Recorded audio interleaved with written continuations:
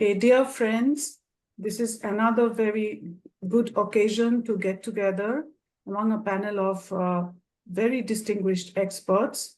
And we will discuss a very important historic event, that is the visit of the Prime Minister of India, Shri Narendra Modi, to Kiev and to Warsaw, which took place between 21st and 23rd August. And it was historic because he came to Poland after a gap of 45 years, almost half a century, and to Ukraine for the first time since Ukraine declared independence, and of course, since the diplomatic relations between India and Ukraine started. So this historic event has been analyzed, and analysis is on, because analysis is going on and it will not stop because the consequences of the visit, the different policies it will reflect on. So we would, before we start the discussion, we have our esteemed ambassador to India, ambassador of Ukraine to India, Dr. Alexander Polishuk. I would request Dr. Polishuk to welcome us and, to greet us and to have his word, please. Thank you. Thank you so much, Professor Medulagosh. And again, one more time, welcome everybody for this very important event when we are going to discuss this historical visit. Like Medula mentioned in her introduction. Yes, indeed, that it's a different perception of this visit from the different experts, but nobody questioned the importance of this visit to Poland and to Ukraine, which is a good sign, because as Medula rightly said, it's for the first time we hosted in Ukraine the Prime Minister of India, the big leader of the biggest democracy in the world. So for Ukrainians, it was the very good sign and symbol of the solidarity with our people. And of course, it was a different estimation and different,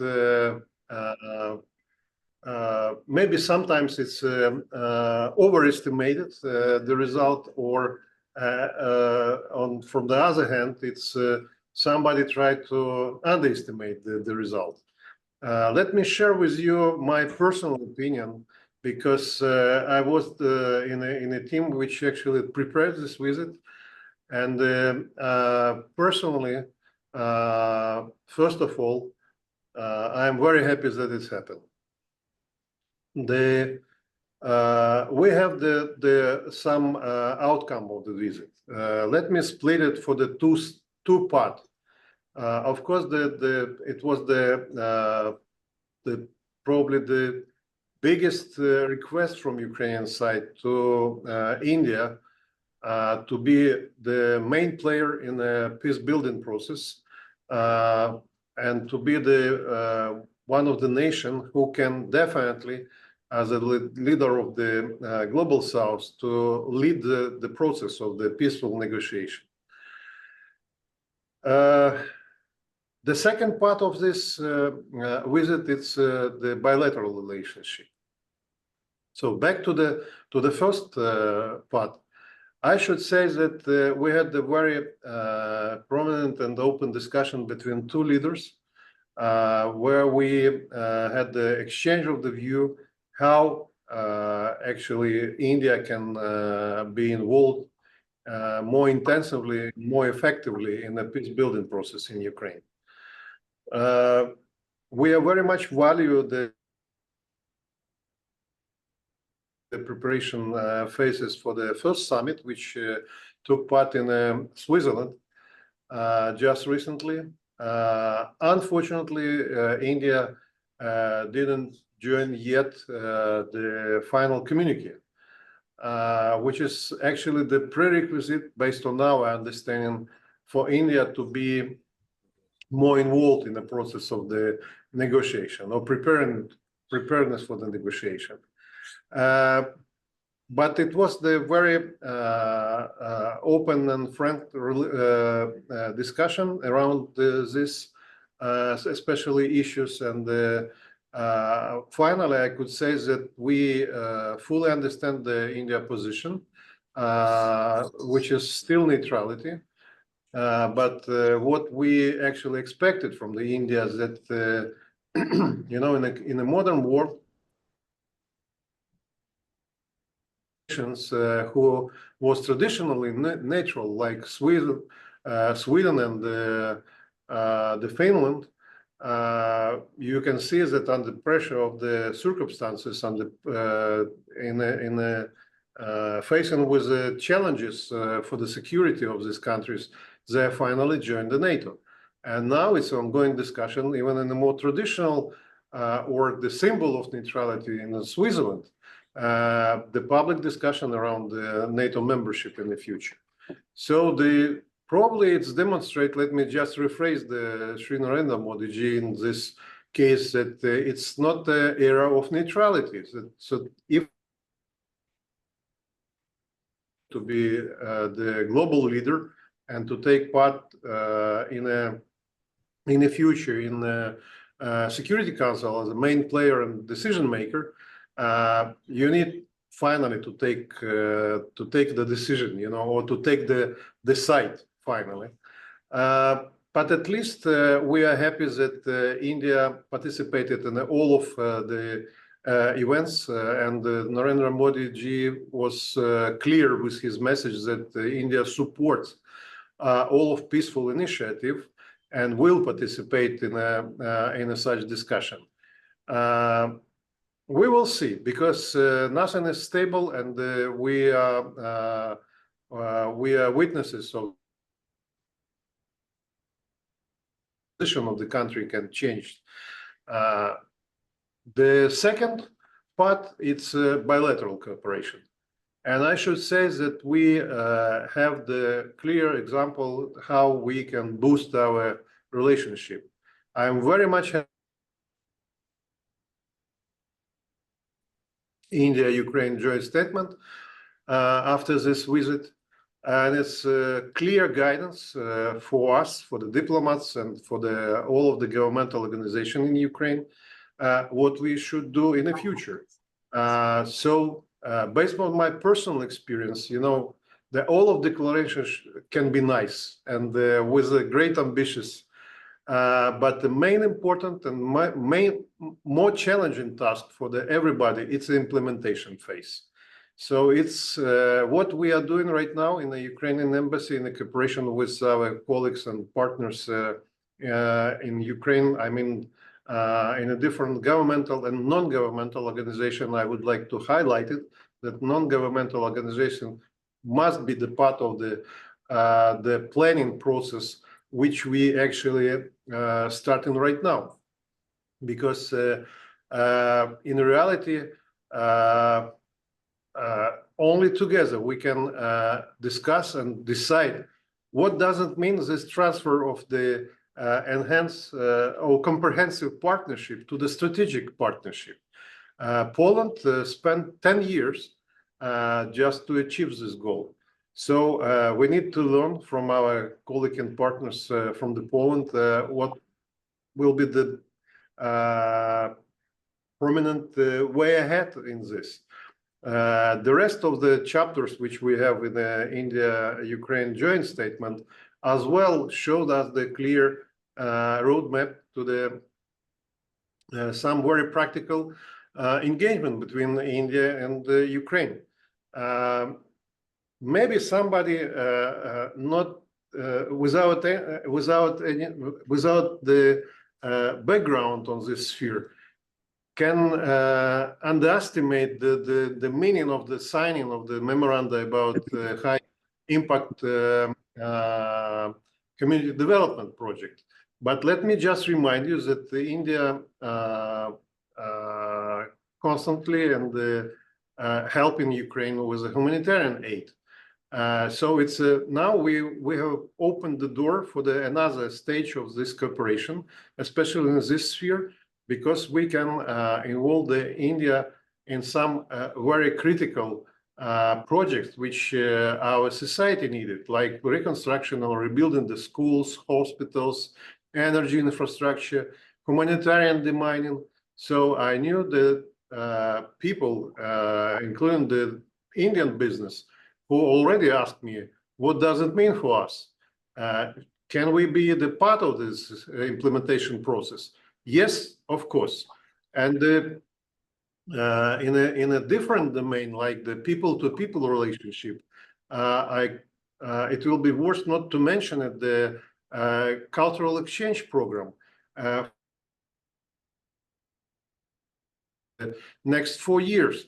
Now we need to fulfill it, this plan with a concrete events and with a clear understanding what we should achieve by the end of this process. So my message is that we need to read very carefully joint statement, and we need to prepare the clear plan. That is the way ahead. Very important sphere is a defense cooperation, which we have new era for the such cooperation, because Ukrainian lessons learned, Ukrainian experience, it is mentioned here that we are ready to share with our Indian partners, taking into account the challenges for the security, for the domestic security in India, for India in the nearest future. So my final point, not to keep you busy with my speech, I'm very much satisfied with this visit, and I knew definitely that from the board as well, very much happy that it's happened. It's just a new stage of our relationship, which definitely will continue, because we have the forthcoming intergovernmental committee meeting. We will have the separate meeting where we're going to discuss the military technical cooperation. In a more higher political level, we do expect it that it will be some interaction between our leaders on the side of the forthcoming UN General Assembly. So we have the very tough and very challenging agenda by the end of this year, and of course in the nearest future. Thank you so much for your attention. Thank you, Your Excellency. It was wonderful, the introduction of it, both signaling that there has been a lot of achievement, and as well we have a lot of homework to do. And I really thank you for this wonderful introduction. Now we would turn ourselves to the scholarly and academic world, and to one of our distinguished panelists, Professor Gulshan Sachdeva, who is the Jean Monnet Chair, and he is heading the Center of Jean Monnet with the European, and works intensively with the European Union and also with the countries of the East Europe. And this is under the School of International Studies of the Jawaharlal Nehru University. Professor Sachdeva, my request to you is to explain to us what are the main takeaways from your standpoint of these both visits, also of Poland and to Ukraine, and what are the implications from the European standpoint? Thank you. Thank you. Thank you, Professor Ghosh, and thank you, Excellency, for joining this meeting. And I'm actually now, and I'm really grateful to Professor Ghosh, for organizing these meetings. And these it's not an easy thing to organize any of these meetings in normal circumstances. And you, of course, as you just explained to us, you are living in very, very difficult circumstances. Still, I really appreciate your efforts and bringing all of us together. That's really a great job you are doing. Now, this is my third kind of interaction with you. So I'm not going to repeat many of the things which I said earlier. So just 6, 7 minutes, which you have given to me, as you have asked me to just look at how this visit is really kind of perceived in India. So, I discussed my own views in our last meeting. And, as things are evolving, I think views are also evolving, as Excellency has also mentioned, and it's quite natural.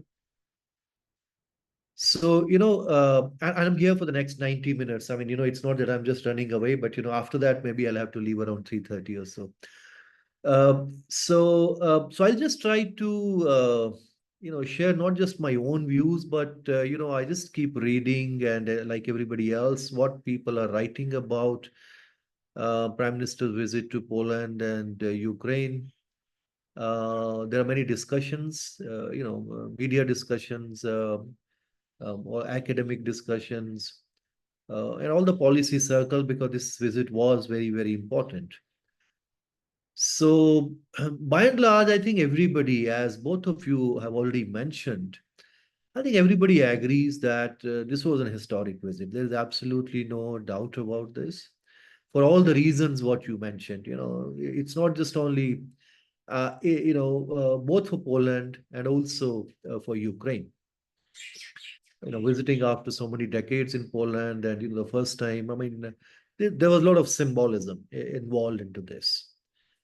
And particularly for Poland, I think this was good, because not that, the relations, there was any problem, because we, even in the past, last 20 to 25 years, I mean, there was good interactions that have been taking place. I mean, very close partnership with Poland. But, visit of the Prime Minister and elevating the relationship to strategic partnership and many other, the institutional framework. So that obviously will, uh, you know, have implications for the years to come for India's ties with not just only Poland, but also with Central Europe and Central Eastern Europe, because this is one area where somehow I think some of the engagements were lacking, as I was explaining last time, because now we have a strategic partnership in this region as well. And I think everybody after this visit have also recognized in India how important Poland is strategically for India, and particularly now when the frontline state of all the Western intervention into Ukraine, and Poland's own profile within the European Union. That could also, in a way, strengthen India's ties with the European Union, because Poland is playing very, very significant role with. So I think it was very, very important as far as the Poland is concerned. I think we discussed earlier also, and I think more or less everybody agrees to that. But as happens, now if you are looking today, Indian analysis, what people are talking, Poland has somehow gone away from the discussion, which is understandable, because now after that the Prime Minister has visited Singapore and Brunei, and so all the discussions. But the Ukraine obviously has not gone away. Ukraine is still very much part of the discussion, and visit of the Prime Minister, what it means for peace building effort, what it means for bilateral relationship, what it means for India's role as one of the leaders of the global South, what kind of engagement India can have within. I think all those things are being discussed still very, very seriously. And of course, there are different point of views. But what one can really see, that there was obviously a lot of hype when the visit, just before the visit, during the visit, immediately after the visit. So there is a different kind of, one would say, you know, impact that would have on the media and the discussion. And now, since little bit time has passed, a lot of analysis have come of different kinds. This much more, I would say, sober assessment of what India can and cannot do in Ukraine, as we were discussing last time. This is a complex issue here. I mean, and I totally agree with the ambassador. There are two parts. One is, of course, what India or India's role or possible role, potential role in any kind of peace effort. And then second part is also equally important is your bilateral one. So obviously there is a framework. A lot of things can happen bilaterally now, slowly and slowly. It is up to the policymaker to kind of work on that. But the larger question is about what it meant for the broader India's relations with the European Union, with the West, with Russia, and India's role in the peace building. One point which, again, in all the analysis you will find keep coming, was it just a balancing act? Because, when Prime Minister went to, Russia earlier, met President Putin. So there was obviously a lot of, I would say, a bit of a disappointment in Ukraine, in some of the Western partners that, in this particular time, why India is doing that. And so obviously, I would say, many people were saying since, maybe trying to balance your relations. So it's a rebalancing act or something. But I think now it's again, after reading and listening to so many discussions, it's coming. I mean, there might be some bit of a balancing which could be, but I think what Prime Minister did was more than balancing in any way, because it's not that India in any way would like to uh, change its relations from Russia. That's quite clear again and again with all his. Again, he'll be going to Russia for the other BRICS meetings, etc. And his conversations with the US president and also with the Russian president and with other leaders. So uh, basically, I think it's that, yes, it's not just India is just talking big in a sense, just talk of, not era of war, etc., but generally trying to talk to both parties. You know that positions are very different. And India has not, as I mentioned earlier, also, and everybody knows that there's no peace plan as far as India is concerned, unlike many other partners. But still, there is a genuine belief that, we really need peace here, because that's something which I think Prime Minister has conveyed both sides. And there is also another thing which, again, I think India is trying to convey, both at Switzerland, here, and everywhere else, that we do need both parties to come to negotiation, because unless really that happens, it's very difficult to find any solution. Because if the positions are very, very rigid, then it becomes very difficult. Now, how it's up to, of course, both countries to see. But that's what I think they keep saying again and again, that, there is a peace can be found. You have to sit, and then perhaps some negotiation other could happen. The second point, which many, I think people would have been again trying to argue about, the whole dehyphenation is happening or not, whether India's relations with Ukraine, because many people thought it's totally overshadowed by India's relations with Russia, whether that is happening or not. Well, still, it's, I think, early to say.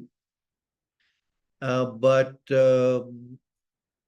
as a result of this visit, you can always see, and even before that, that the way things were happening, there is a new momentum in India-Ukraine relations. So that part will continue. As Ambassador mentioned, there are many more areas where engagement is likely to happen. There are certain agreements which can be used. But the way things are, I think it's too early to talk about dehyphenation, because it still might affect what India's views about, or India's partnership with Russia is, and vice versa. So India is still trying to be neutral in that sense, but that's still, I think it's early for me to really look into this, but definitely the bilateral ties are on the positive side. And I don't think India in any way has any mood to abandon Russia. That's also quite clear because they're also, I think things are strengthening. I mean, the fourth largest trading partner of India, and many of the implications of that for your all connectivity projects, for the geopolitics, etc. So it's becoming even more.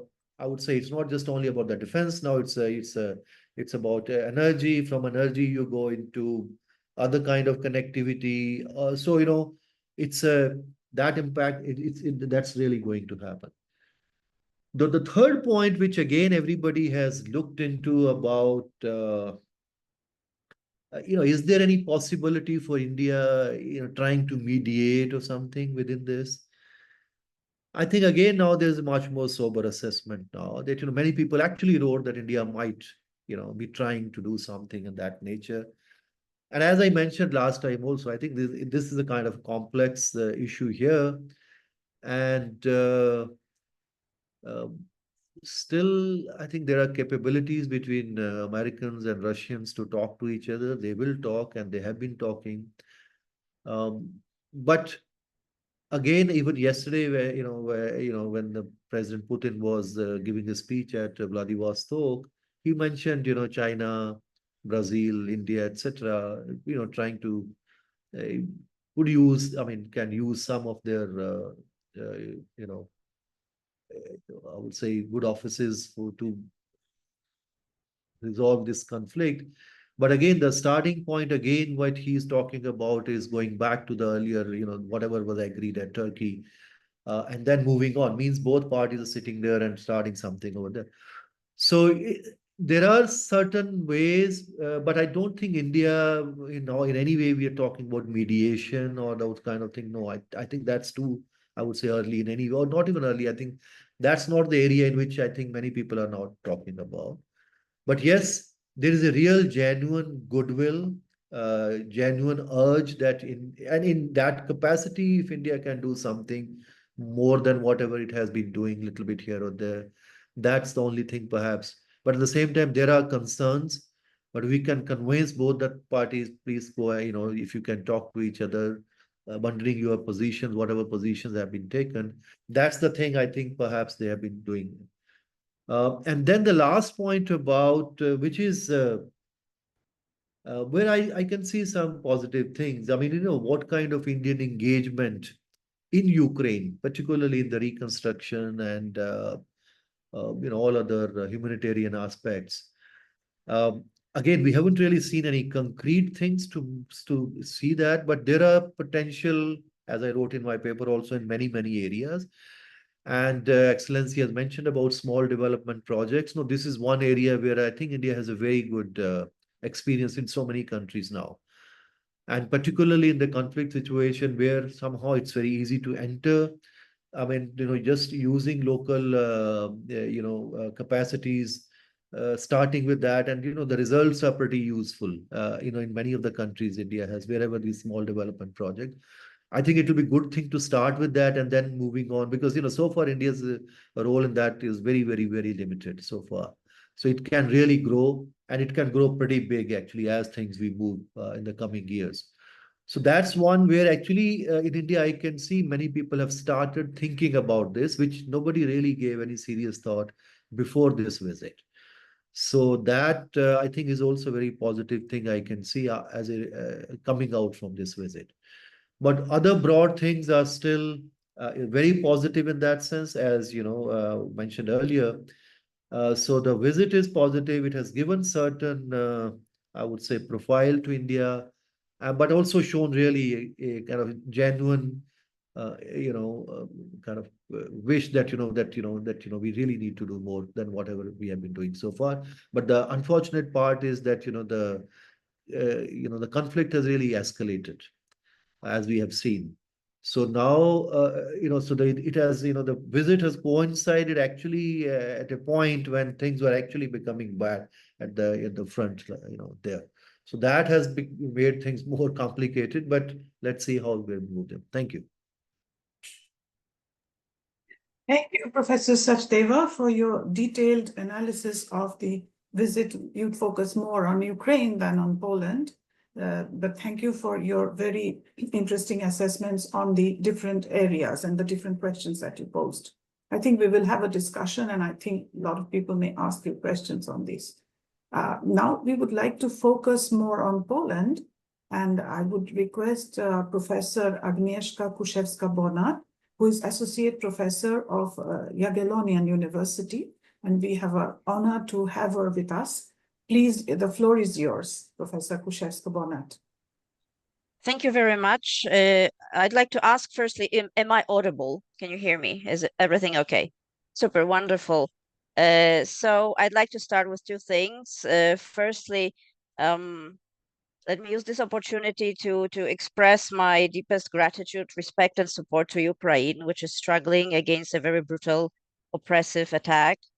And secondly, thank you, the organizers, for having us together here in these extremely difficult circumstances. So I do appreciate that you organized this meeting, especially right now after this media hype is over and we can try to start assessing this visit and the dynamics of these relations, which is quite interesting, of course, when it comes to India-Poland relations.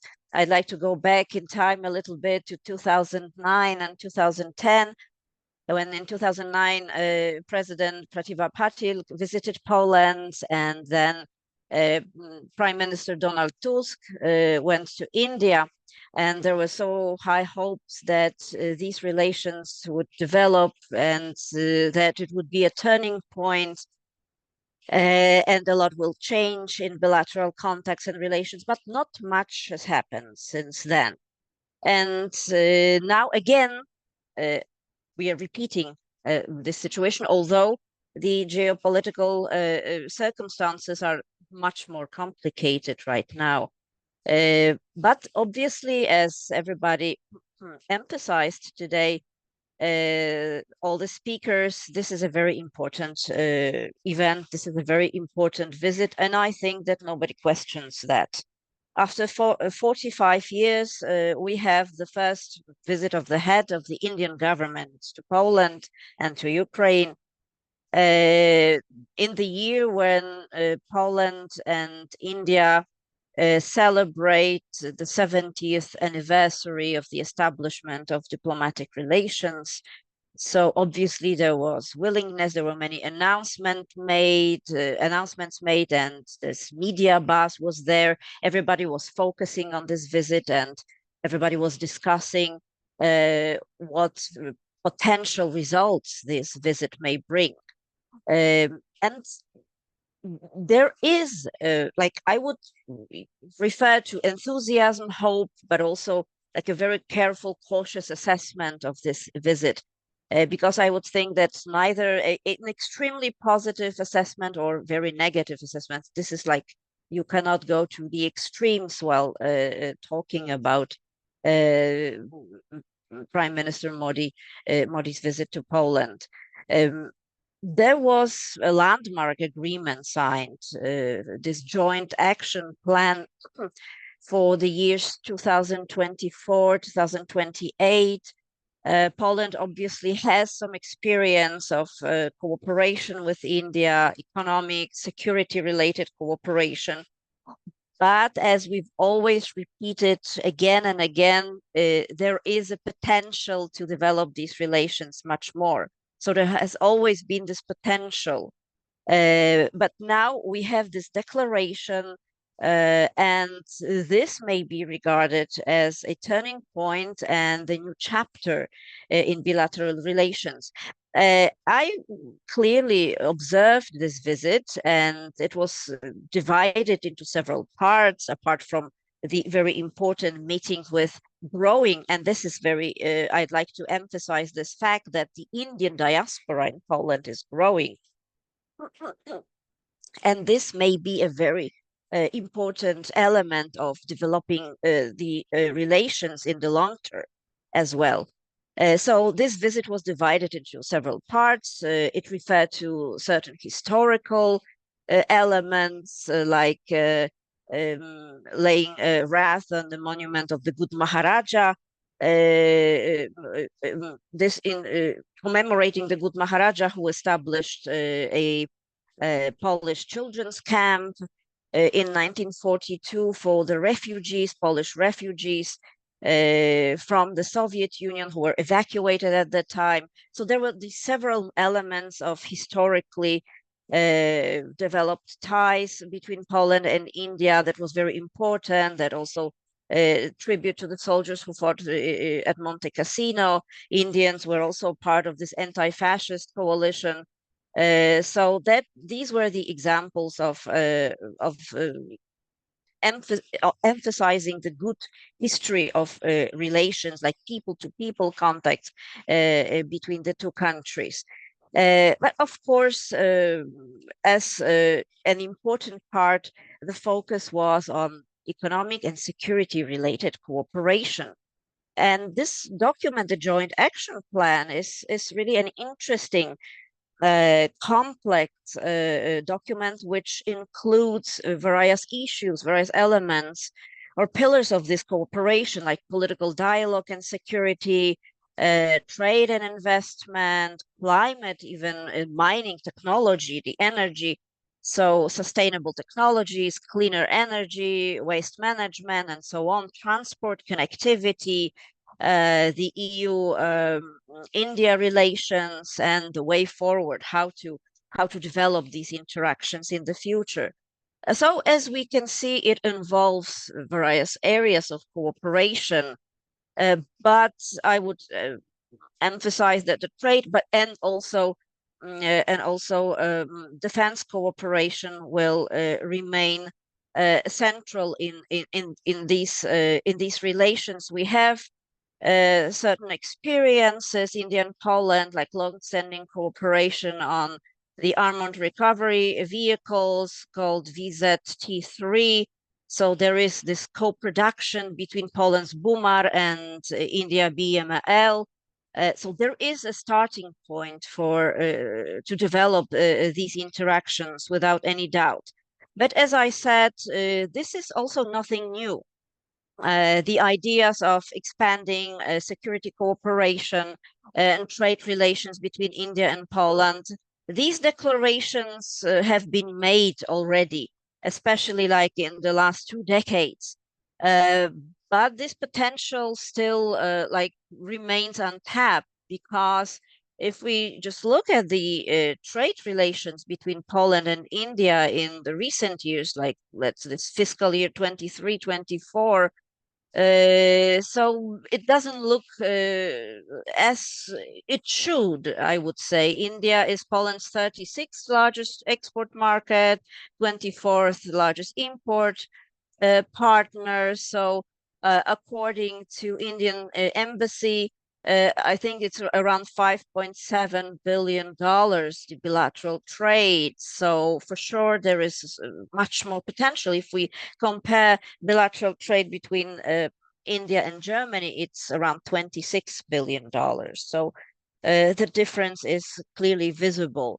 Therefore, as I said, this meeting may be a starting point, but it all depends how all these ideas are transformed into certain plans and a real like cooperation. Another important aspect is, of course, the Indian students who come to Poland and the cooperation between universities. I do hope that this is also another chapter in developing the university cooperation, so that our students could visit India more often. I teach South Asian relations and South Asian international relations. I even had a subject on India's policy in the 21st century, and I can see that there is a growing interest about India among Polish students. So I think this visit has also contributed to the fact that more people got interested in India and went maybe beyond all these stereotypes that are related to India that do exist in this part of Europe and probably elsewhere in the West as well. So I think this is also one of the reasons why this visit was very important. So then, going a little bit from the focus on China, because of course China was the first, then focus on South Korea, Japan. I have many students who are there, who are studying there, who have like 1 semester stay in South Korea or Japan. But I do hope that now there will be more focus on India, because we can clearly see that India tries to recalibrate its geostrategic position in the world. I would not say that suddenly Central Eastern Europe will become more important than France or Germany. I compared these trade relations to Poland, to India, Germany, but I would not obviously expect that suddenly this part of Europe will become much more important. But I think this is a very important statement from the Indian leadership. That not only the focus on Western Europe is important, but also India wants to be more engaged in global affairs. So this turning to Central Europe is like an exemplification of this strategy. And this is also what Narendra Modi emphasized when he was delivering a speech to the Indian diaspora. So modern India wants to maintain contacts with all. Of course, this is another discussion how successful this strategy can be. Like if you want to be friends with all, maybe this might be too challenging.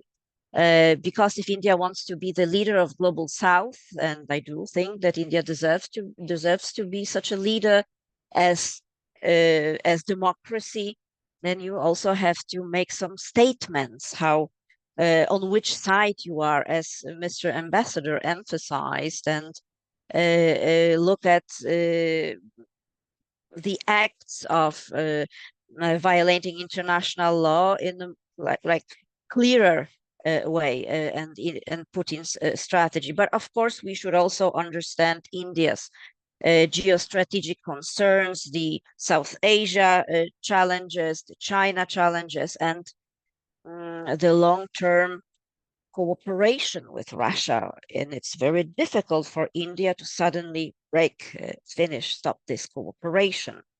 So there are many elements that have to be included when we analyze the issue from India's perspective as well. But going back to Poland-India relations, as I said, again, we are full of hope because there is a lot of elements of this of developing this cooperation. There are already some Polish companies that operate in India, and there is a wide scope for sectoral cooperation, like in mining, in energy, agro-food processing, in the IT, of course, pharmaceuticals, chemicals, textiles, engineering. But of course, there are also many challenges in developing these relations. So there is a huge disproportion between these two economies, Polish and India's economy. So maybe, I mean, I would ask the question, is Poland a player which is big enough for India from India's perspective? Because India wants and India likes, and we can see that India talks to big players and likes to talk about important business with important players. So we also have to engage to our production, increase the scale of production and become more, because we should not only focus what India should do or should not do, but also look at how we can contribute and what we can offer to India, what innovative solutions, how we can be competitive on the Indian markets. To enter Indian market with Polish production. So there is the interesting initiative of the Indian government, this so-called Make in India, which could be interesting to Poland, which involves manufacturing specific products in India by foreign companies. So maybe it could be possible somehow to bypass some trade barriers and develop these interactions. It will be very challenging. There is no doubt. There are many challenges regarding the development of these relations. But of course, I would assess this visit as really very important and necessary to revive these relations. So we have the background we have some like geostrategic or geopolitical scaffolding to develop these relations. It's written there, but what is written has to be also transformed into what is being done. And this is what I would like to finish with my short talk. Thank you, Professor Kuszewska-Bonnet. It was very exhaustive and it was nice. I would like to quote you. India talks to big players, you have said. Okay, so it's make in India and all that. So going from that position, how does, it's not a question for you, I'm just summing up your thoughts. So how does India position itself to Ukraine, which is not, which is a big player and is not, in the sense it's a big player because Ukraine has a big potential, which is getting destroyed, unfortunately, due to the war. But how does that happen? And I would like to draw your attention that among us, we have Dr. Swasti Rao, who has extensively written and spoken on Ukraine, and her focus has been on, especially on strategic and partly on defense cooperation. So I would like Dr. Rao to explain maybe her thoughts on this. If you are with us, Dr. Rao, please, can you? Yeah. Yes, I'm very much here, and thank you. Yes, I hope I'm audible. Okay, so just my apologies in advance because my connection for some reason does not seem to be very stable, and I was on leave, so I'm at home today. And I have to do it from home because my daughter is not well. So these are the issues, logistics that I'm managing here. So please just let me know whenever my voice is not reaching properly. What I'll do is that in that case, I'll just switch off my video so that, you get a better wavelength there. So I think just with that caveat, let me thank Professor Mridula Ghosh, who has really emerged as this one Indian face and one Indian voice, who is really trying to sort of introduce what Ukraine should basically mean in the larger context of India's outreach to Europe. I think you alone have become synonymous with this one Indian professor who's working in Ukraine and all that. So I'm sure you know that about yourself. And I myself have given your number to so many media persons lately. I cannot even count. I'm sure they must have written to you. Also, it's great to see Ambassador. Of course, we keep discussing a lot of things, and I really should congratulate him for doing this wonderful historic feat, which is that Prime Minister Modi's visit to Ukraine. Also, I think Professor Sachdeva's remarks were, as always, very detailed. I mean, he knows that region very, very well, and we've been discussing about how should we be looking at this particular visit. And, the Polish colleague was very, I would say, minute. So I think everybody has their own strong points in terms of how they want to look at this visit, how are they trying to analyze this visit. And I'm very happy that we are meeting again. And this is a kind of a more sobered discussion on what Prime Minister Modi's visit to Poland first and Ukraine would mean. Now, Professor Ghosh has asked me to basically speak more about the defense sector because I work at a think tank which is affiliated to India's Ministry of Defense. So I will sort of focus more on the defense sector, but at the same time, I would also talk about a few geopolitical things, context from where this entire, ecosystem is going to emerge, right? When we talk about a defense sector, ultimately, we are going to be talking about some cooperation, and cooperation has a larger context. So let me just take it up one by one. I will speak briefly about Poland, and then I will speak more in detail about Ukraine. Why do I do that? Is because these two things are related. So very quickly, I mean, like I have been saying that, of course, Poland was always a low-hanging fruit for us, by the way. I mean, especially looking at Europe from a strategic perspective. India has excellent ties with Cyprus, by the way. India has recently upgraded its ties, with Greece, and India has great ties with France, and then now Italy. There is a lot of momentum.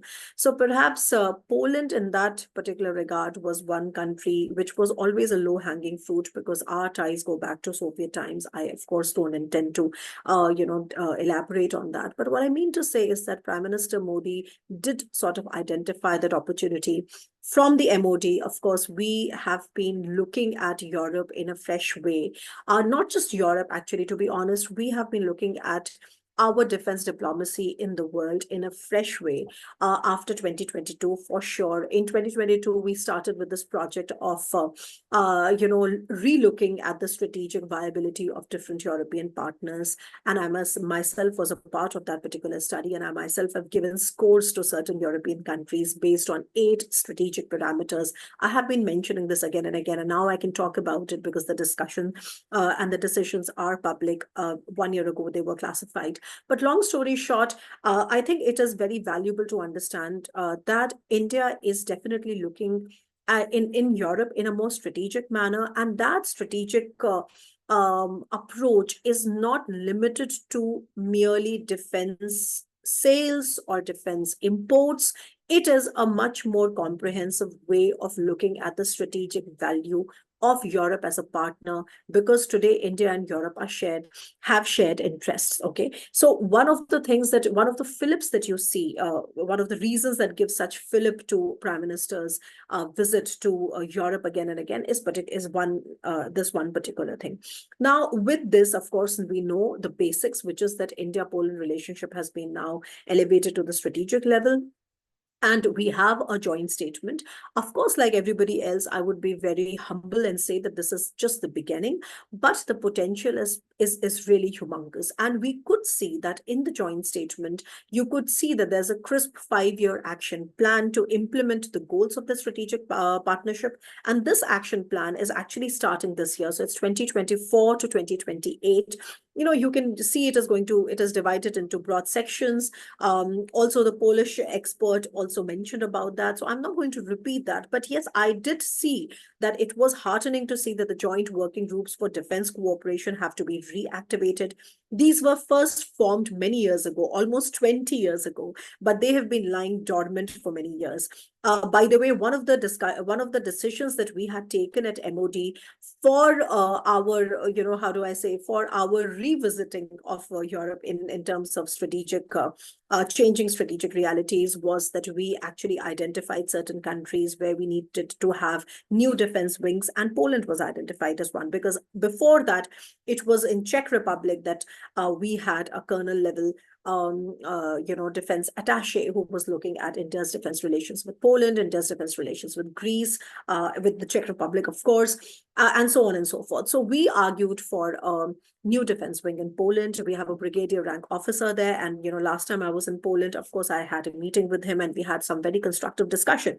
And lo behold, just a month later, we had the Prime Minister go there. So what you see coming out in terms of the joint statement is a very, very simplistic distillate. I would say it's the tip of the iceberg, but the real potential is really very deep. So very quickly, of course, there is a action plan, and we have a new defense wing, etc. Very quickly, I think one of the things have been mentioned that Poland right now has donated all of its Soviet era equipment to Ukraine. Its assembly lines are lying vacant. So the first cooperation that India and Poland can do in terms of defense industry is definitely modernization of India's T-72 tanks, right? Because we obviously need that kind of expertise, and Poland has that expertise. And now Poland has not only just donated its Soviet era equipment, but also bought its fresh equipment, which is NATO interoperable and NATO standard from the US mainly. So I guess that is something which is very, very obvious. And this is something which I will see happening.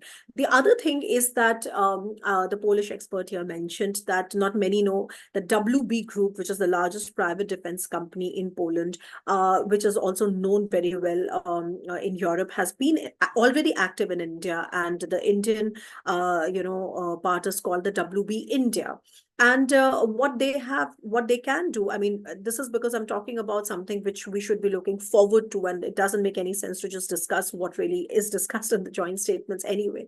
So one of the things that I would be interested in looking is that whether the presence of somebody like the WB India can pave the way forward for more Polish private players to come into the Indian defense ecosystem.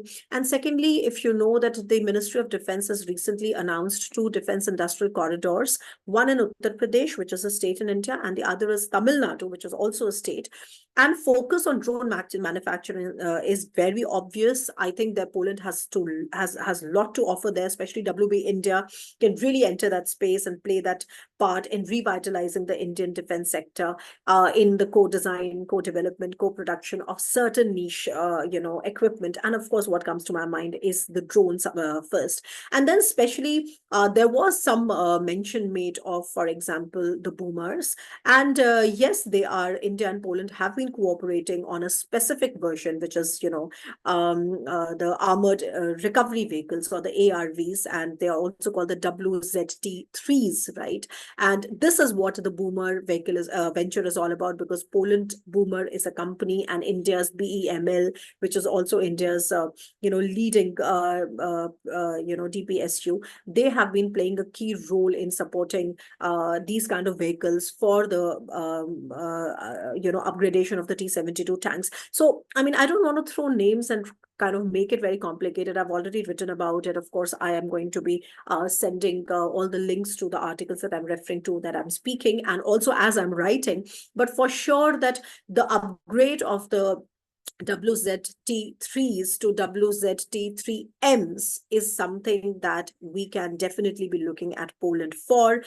This is also a part of the larger infantry armored vehicle modernization program that India has been going through. So India would like to keep its sources diversified, etc. Then I think this very quickly, what the other two sides can also produce is Borsuk, which is an amphibious infantry fighting vehicle. Again, now we are talking about infantry fighting vehicles, and I said that India is already undergoing a diversification here. So this, of course, is also one important thing.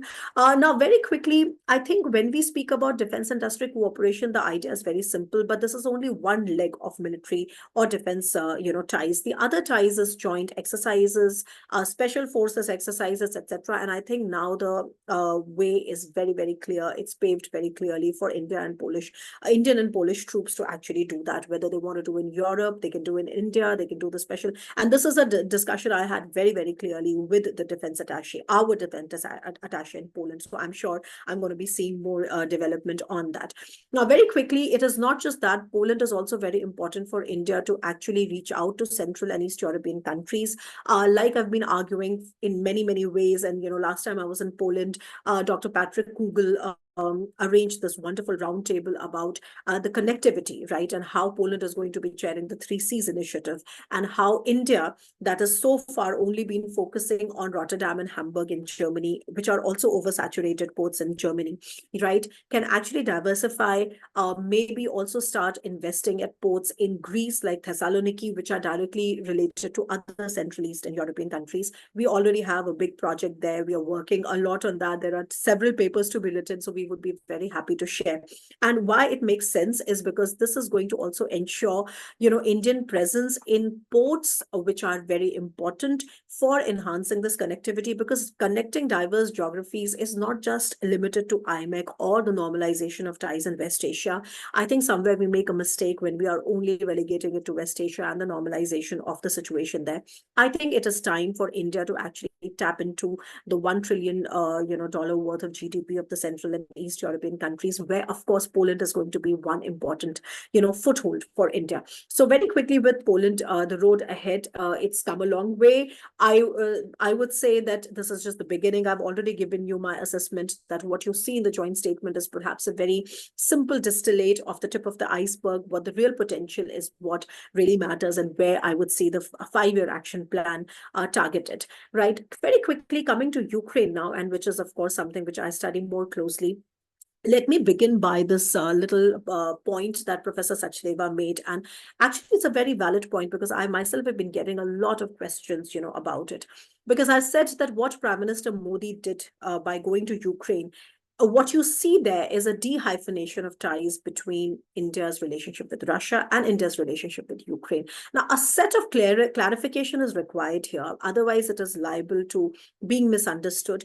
The point that I wish to actually, focus is that dehyphenation by itself does not mean disassociation. Dehyphenation basically means the situation, or a better analytical tool to analyze the situation, where India's ties with Russia would stand on their own, whereas India's ties with Ukraine are going to stand on their own. And not just Ukraine, but also the larger other West. And in that regard, of course, so much has been spoken. Your Excellency, Ukraine's ambassador to India has already given a very, detailed, I would say, practical overview of what the joint statement is all about, why the trip is historic. Professor Sachdeva has also reiterated, of course, that the trip is historic. There are certain limitations, we all know, but I would just like to give you my important key takeaways. The first thing is very obvious, which is that, yes, there is more scope for India to act as a platform for innovative solutions. And innovative solutions is a term which finds mention in the joint statement as well. So there is more scope for India to enter, to basically brainstorm innovative solutions to bring the conflict to an end. By mediation, of course, nobody expects India to play the role of a technical mediator, because, I mean, how do you do that? Because every single MEA statement of India says that India is committed to UN Charter and international law, which basically mean that India is committed to the 1991 borders. But again, you would there see a bit of a strategic ambiguity about how is that to be interpreted, okay? So I do not think that India is interested in opening that Pandora's box, the dirty negotiation of which region goes where, what happens to the barter.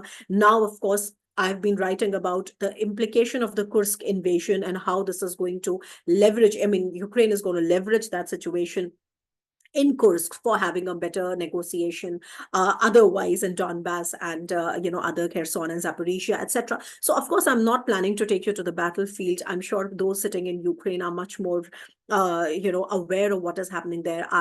At best, I'm just an armchair intellectual right now, and I'm very aware of that. So please pardon my, how do I say, pardon this thing, because you are there to feel it and you are there to face it, while I'm just here to analyze it. So I totally am aware of it. I don't intend to get into the nitty-gritty, but what I do intend to say is that there is more scope for India. Without a doubt, what has Prime Minister, done is that Prime Minister has shown that India is committed to neutrality. India, of course, has historic ties with Russia. And in my opinion, I have argued that the Russia-Ukraine war will have implications for Russia-India ties.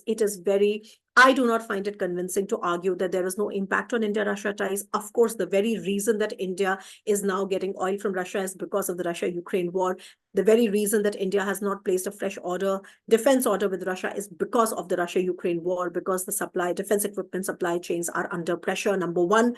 Number two, one doesn't know how to completely resolve the rupee-ruble mechanism, although there are always political, solutions suggested, but we do not really know because all that data remains classified.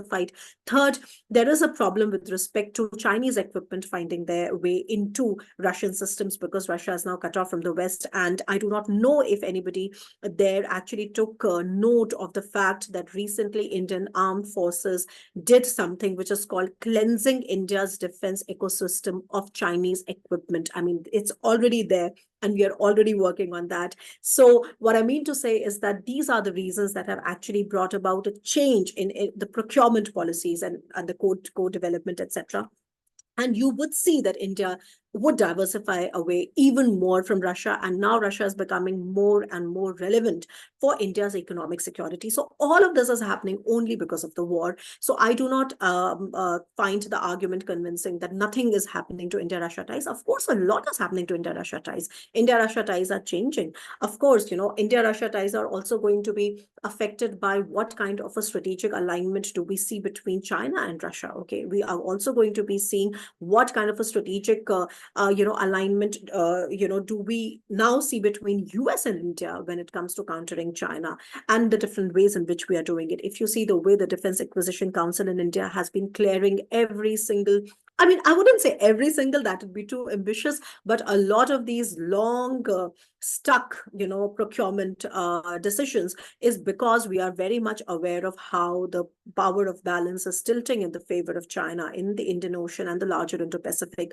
And obviously, we are not going to be depending only on the RIC triangle, which is that, using Russia to balance our ties with China.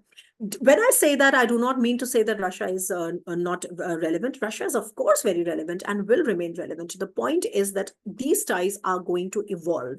And one of the ways in which India can better address the evolution of India-Russia ties is also by dehyphenating it from Europe and from Ukraine, to actually argue that yes, India does have genuine multi-aligned, interests. Now, I think yes, anybody saying something?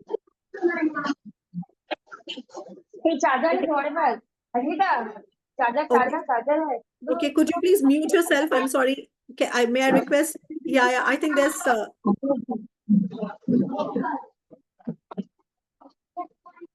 okay, I see there is a bit of a disturbance at the back, so I would just I would request Professor Ghosh to mute it. And very quickly, I'm just ending. Yeah. So that's like one thing. Yeah, that's one thing. And the other thing is simply that so I mean, those ties are going to evolve. Russia-India ties are going to evolve.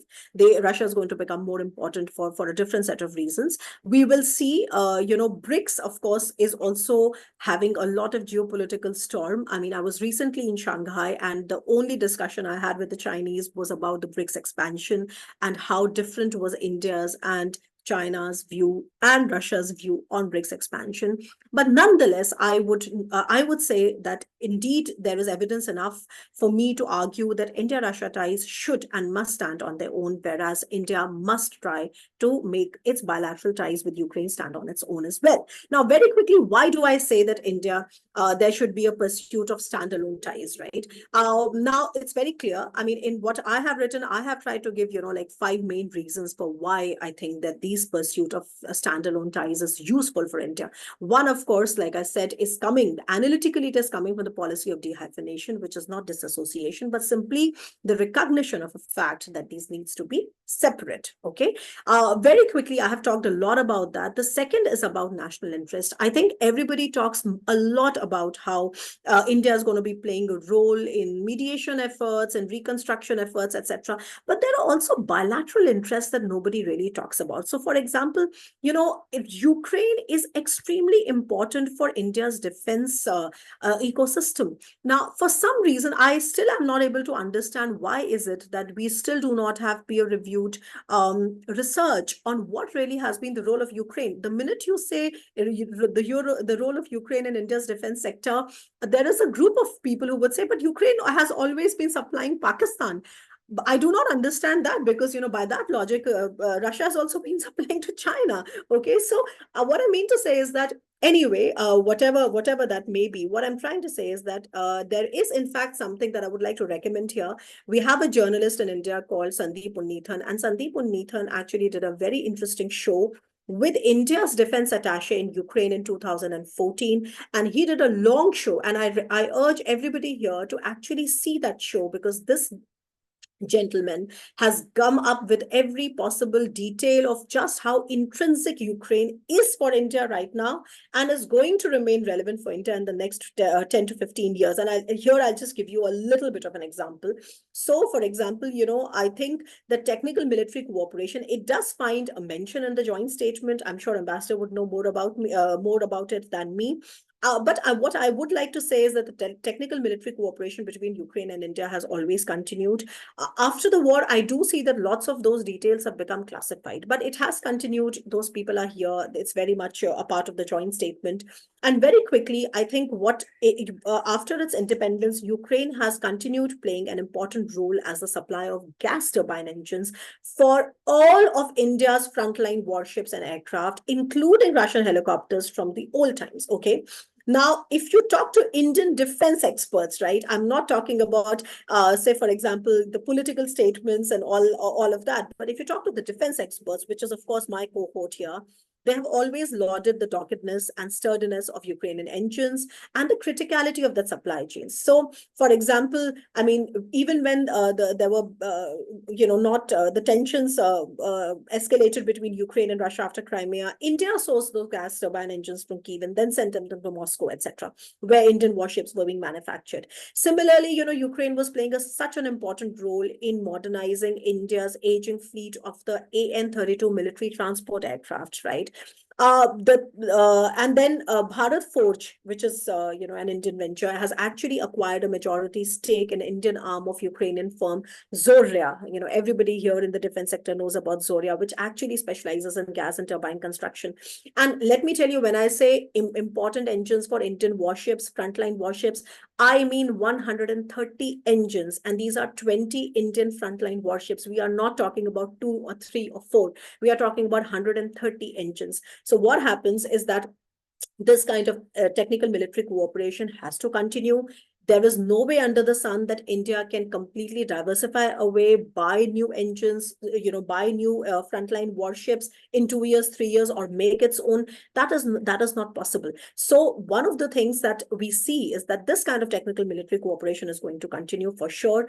And then similarly, the Indian side has been very interested. These are inputs that I can give you directly with my discussions with the Indian Air Force, etc., about the stupendous evolution of drone warfare and the communitization of war effort when it comes to drones, in Ukraine, for actually mass producing these cheap drones, the air, sea use, those enabled with AI technology, so much. And then as a parallel, also the evolution of the electronic warfare capabilities, radar proofing techniques.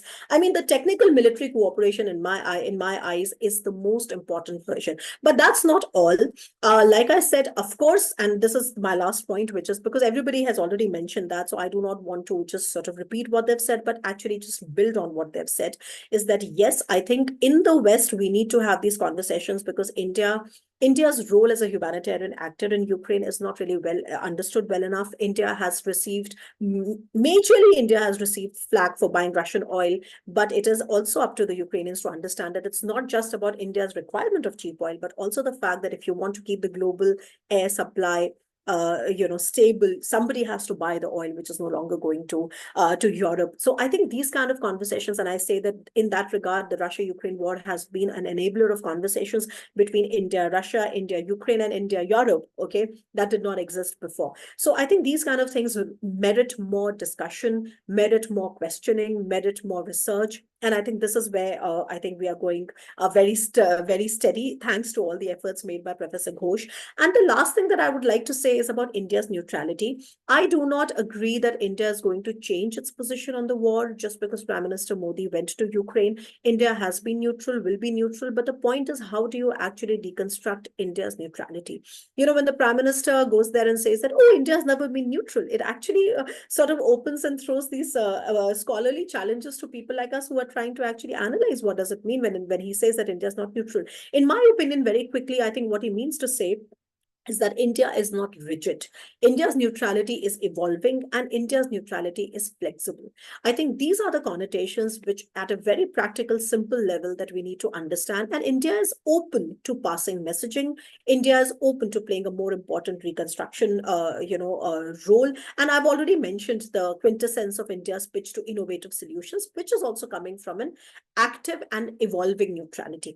And my last point is, I think I've been for the last 5 minutes saying my last point, but it indeed is my last point, which is not really, given a lot of attention, is that, please remember that whenever the reconstruction is happening, which will happen, Ukraine can also become one strategic gateway for India to get into Europe, because ultimately, like the ambassador said, that what opportunities does it throw open for Indian businesses and Indian workers, etc. So to get the cheap Indian labor, which is at par with the European standards, is something that is going to actually be welcomed in Europe, also welcomed in India.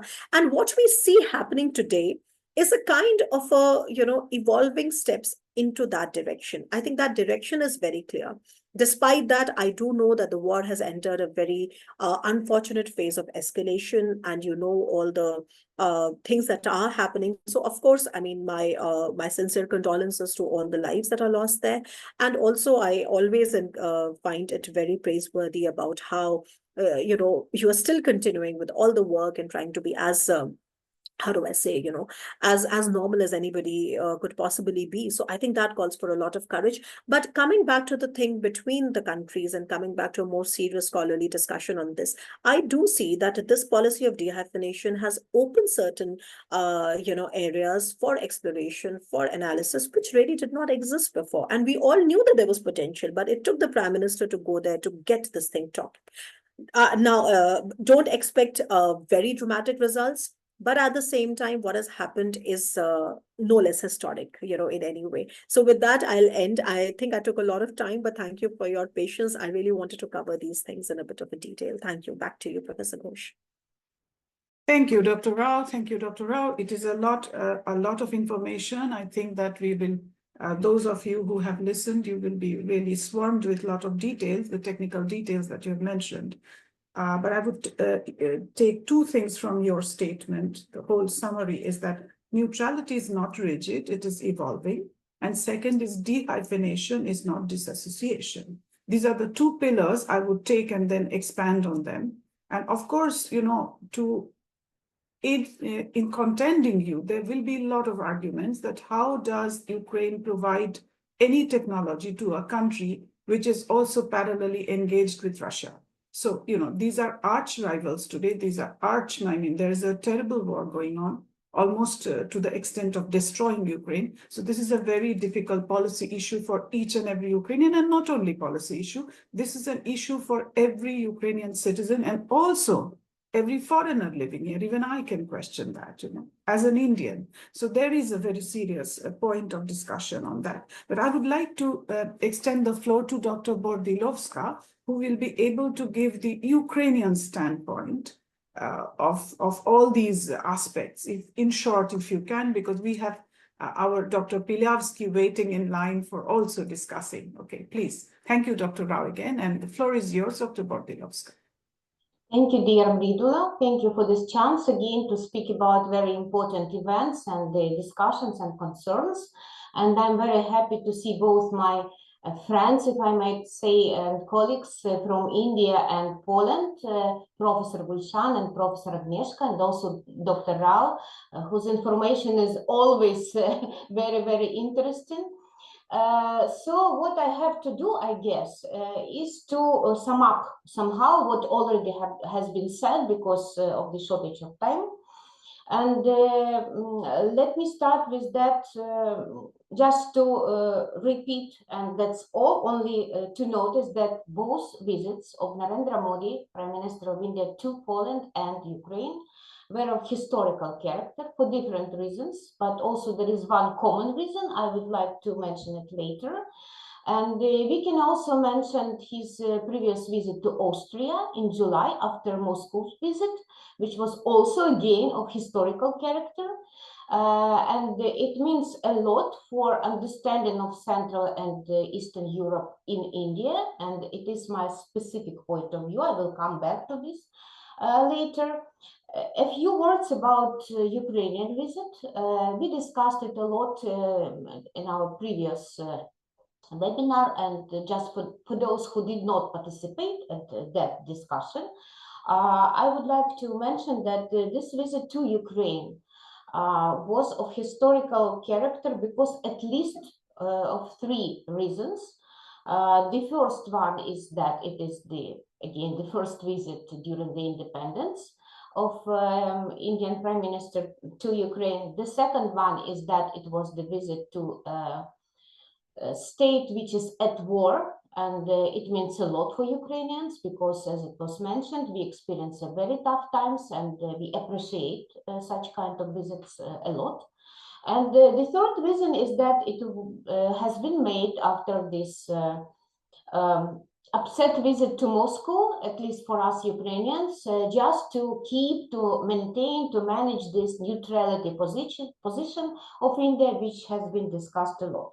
And also I would add for all these things, one thing mentioned by my colleague Professor Agnieszka, that in Poland it was a hype in media, but it was a hype in media here also. I've never seen so many media from India in Ukraine, and again it's very much appreciated because we can share our views and we can explain what kind of war we have here in Ukraine, what we would like to say to Prime Minister if we take a chance to do this. It was really very important. And one more thing is that I guess that personal attitude is always very important. One thing when you just open the newspaper, or in current times you open any media online and you can see all this news about attacks in Lviv, Poltava, Kyiv, oh, it's disaster, it's horrible.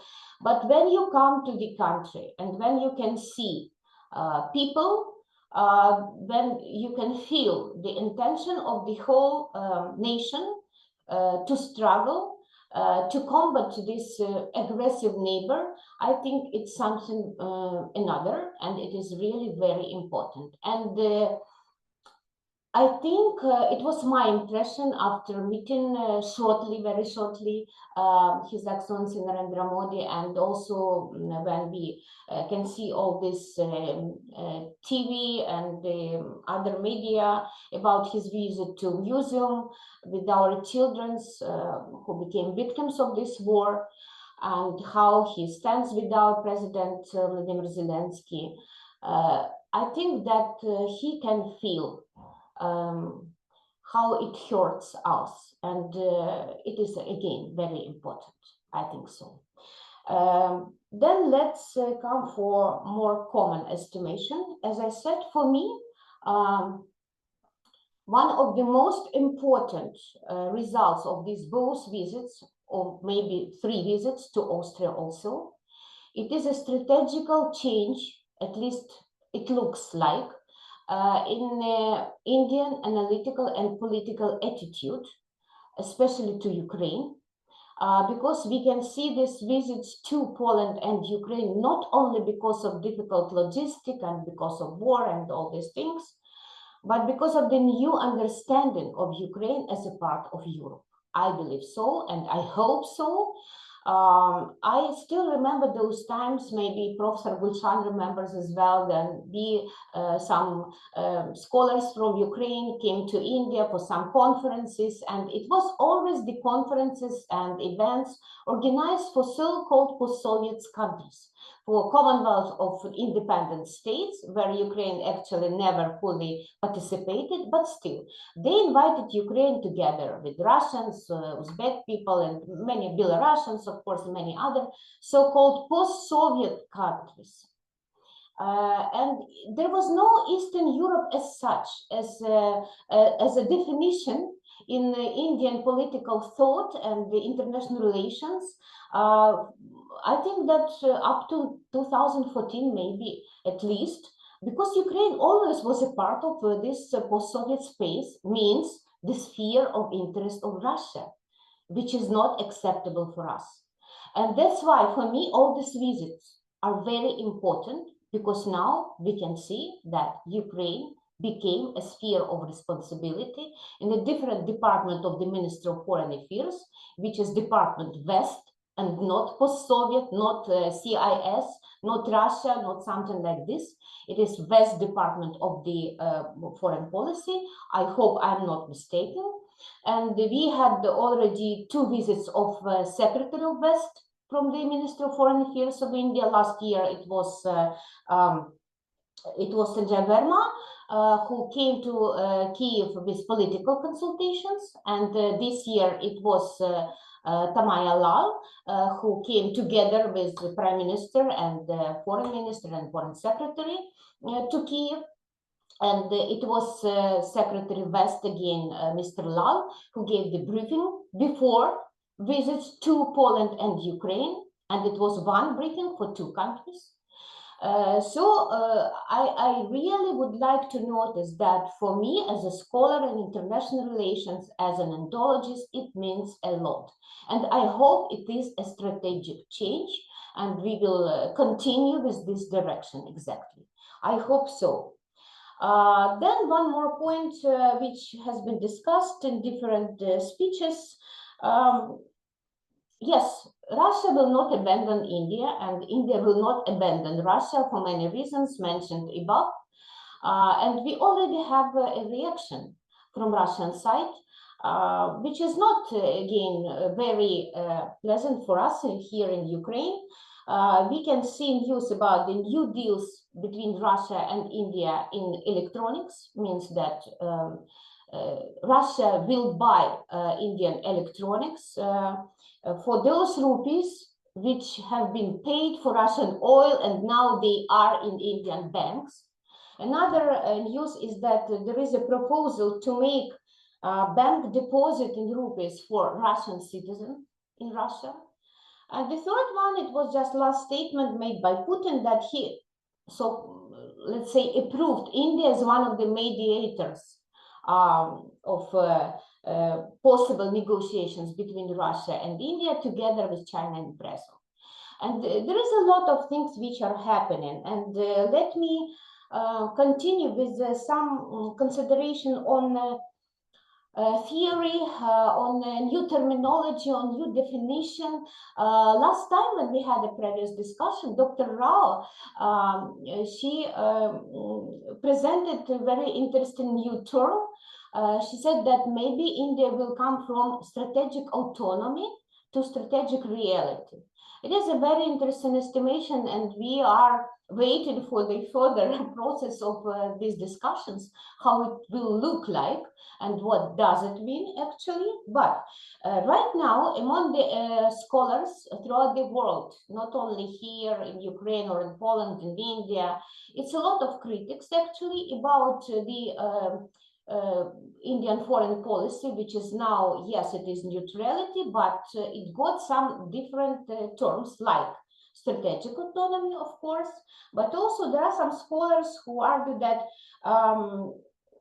Narendra Modi and his team, they abandoned this policy of non-alignment and they came to multi-alignment, mentioned by Dr. Swasti again today. But some of the scholars said that maybe there is not a multi-alignment now, but a double alignment between Moscow and Washington, between West and Russia. And if it is so, then how it is possible to balance, how to keep this neutrality or balance in politics, and what kind of this balancing will be in the nearest future? Because actually, I would say, it's my point of view, that it's a luxury to have this kind of strategy, neutrality, balancing, strategic autonomy, does not matter, it's almost the same thing, almost the same. It's a luxury which not many countries in this world can manage, and India is the brilliant example how to do it actually. The question is, will India continue with this brilliant diplomacy? Is that possible? And how it will be named, how it will be, which definition will be found out for this policy. We know that many terms have been proposed by current Minister of Foreign Affairs of India, Dr. Jaishankar, who once said in his famous book that India has no friends and has no enemies, he has frenemies. And what does it mean? Again, a lot of questions. It means that there is a national interest, which is always here, and frenemies means it is dependable. It depends on what is going on, what are the circumstances, and so on. And also, it was his statement, His Excellency Dr. Jaishankar, that we are non-West, but we are not against the West, which is again about neutrality, balancing, strategic autonomy, and many, many other things. So I think it's not easy to manage. And as Professor Gulshan said, it's very difficult to find out a perfect definition, a good solution for every possible problem, and to solve this problem. And we say that this visit of Narendra Modi to Kiev, exactly, to Ukraine, we did not anticipate that he will bring us peace or peaceful plan or a very good solution how to stop this war. But we appreciate a lot his intention to be a part of this process, to be a part of this brilliant Indian diplomacy, to provide peace negotiations and to try to avoid these sharp points. But still, many analytics and politicians in the world, they have some doubts. Is it possible to find out a really good decision? What to do, how to stop, how to manage, how to mediate. And we are just looking forward. We will see how India will do this. And it was mentioned by Dr. Swasti about a very specific Indian position in BRICS. It is again very interesting point of discussion and other formats where we participate together with Russia. So it is not an easy task, I would say. So I will finish with the wishing good luck to our Indian colleagues and with appreciations for this discussion and for the visit which came through actually, as His Excellency Ambassador Polishchuk said from the very beginning. We are all happy that it happened. Thank you very much.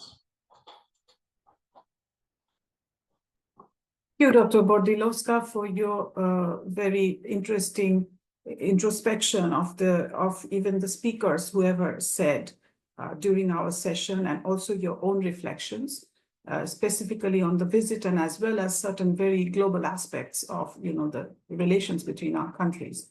Now, I would like to say that there are many problems. I would now turn my attention to the problems that are there. I would also say that I would ask Dr. Pilyavsky in this context to elaborate on the area of research and academic cooperation. Well, I will continue after she has made her intervention.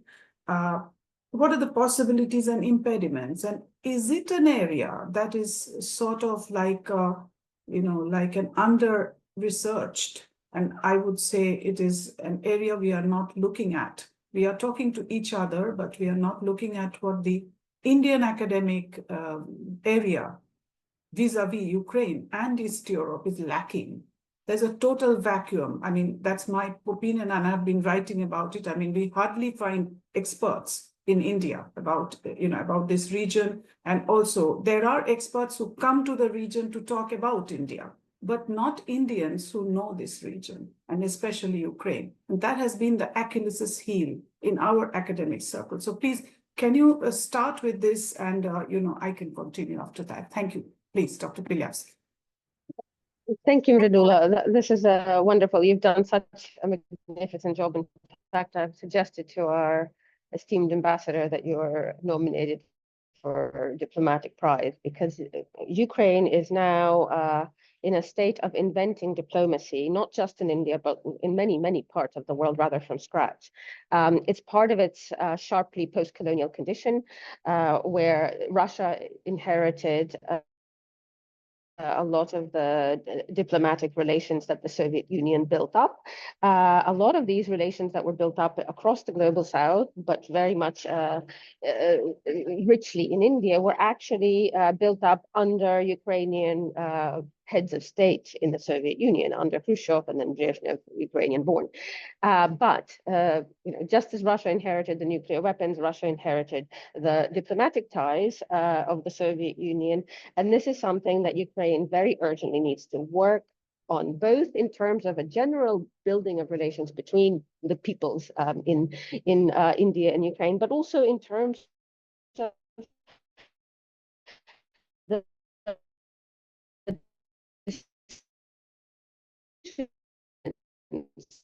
the way that India's government is meant about Ukraine and what people in India think about Ukraine at different levels, whether children in schools, whether academics, whether people in the media, will affect India's warmth or its lack. And that sounds sort of ephemeral and wishy-washy, but it really isn't, because we know that the deep cultural ties that the Soviet Union built with India has had a profound effect on India's continued strategic attachment to Russia. It isn't just about the convenience of buying cheaper oil or the importance of Russia's the waning but still a significant importance of Russia's defense industry. It's very substantially Modi knows that it is relations with Russia are overall supported in India, and that is a sentiment that was built very carefully during the Soviet years, and that's something that we now need to contend with. And what is it made of is in a sense quite straightforward. It needs funding, it needs attention, it needs India, Ukraine now, we've got to remember that we've got an incoming new Minister of Foreign Affairs.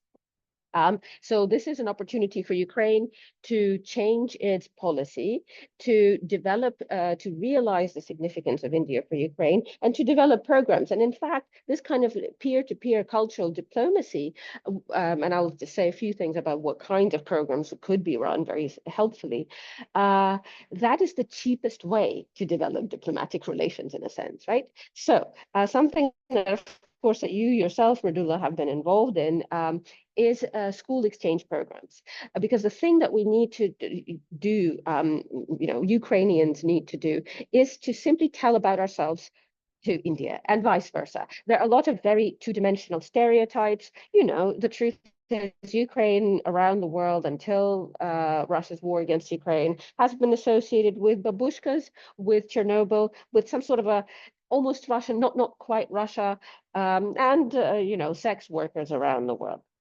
Those are the sort of associations, and we've got to be really honest about it. There is no Ukrainian literature that is in wide circulation, for instance, in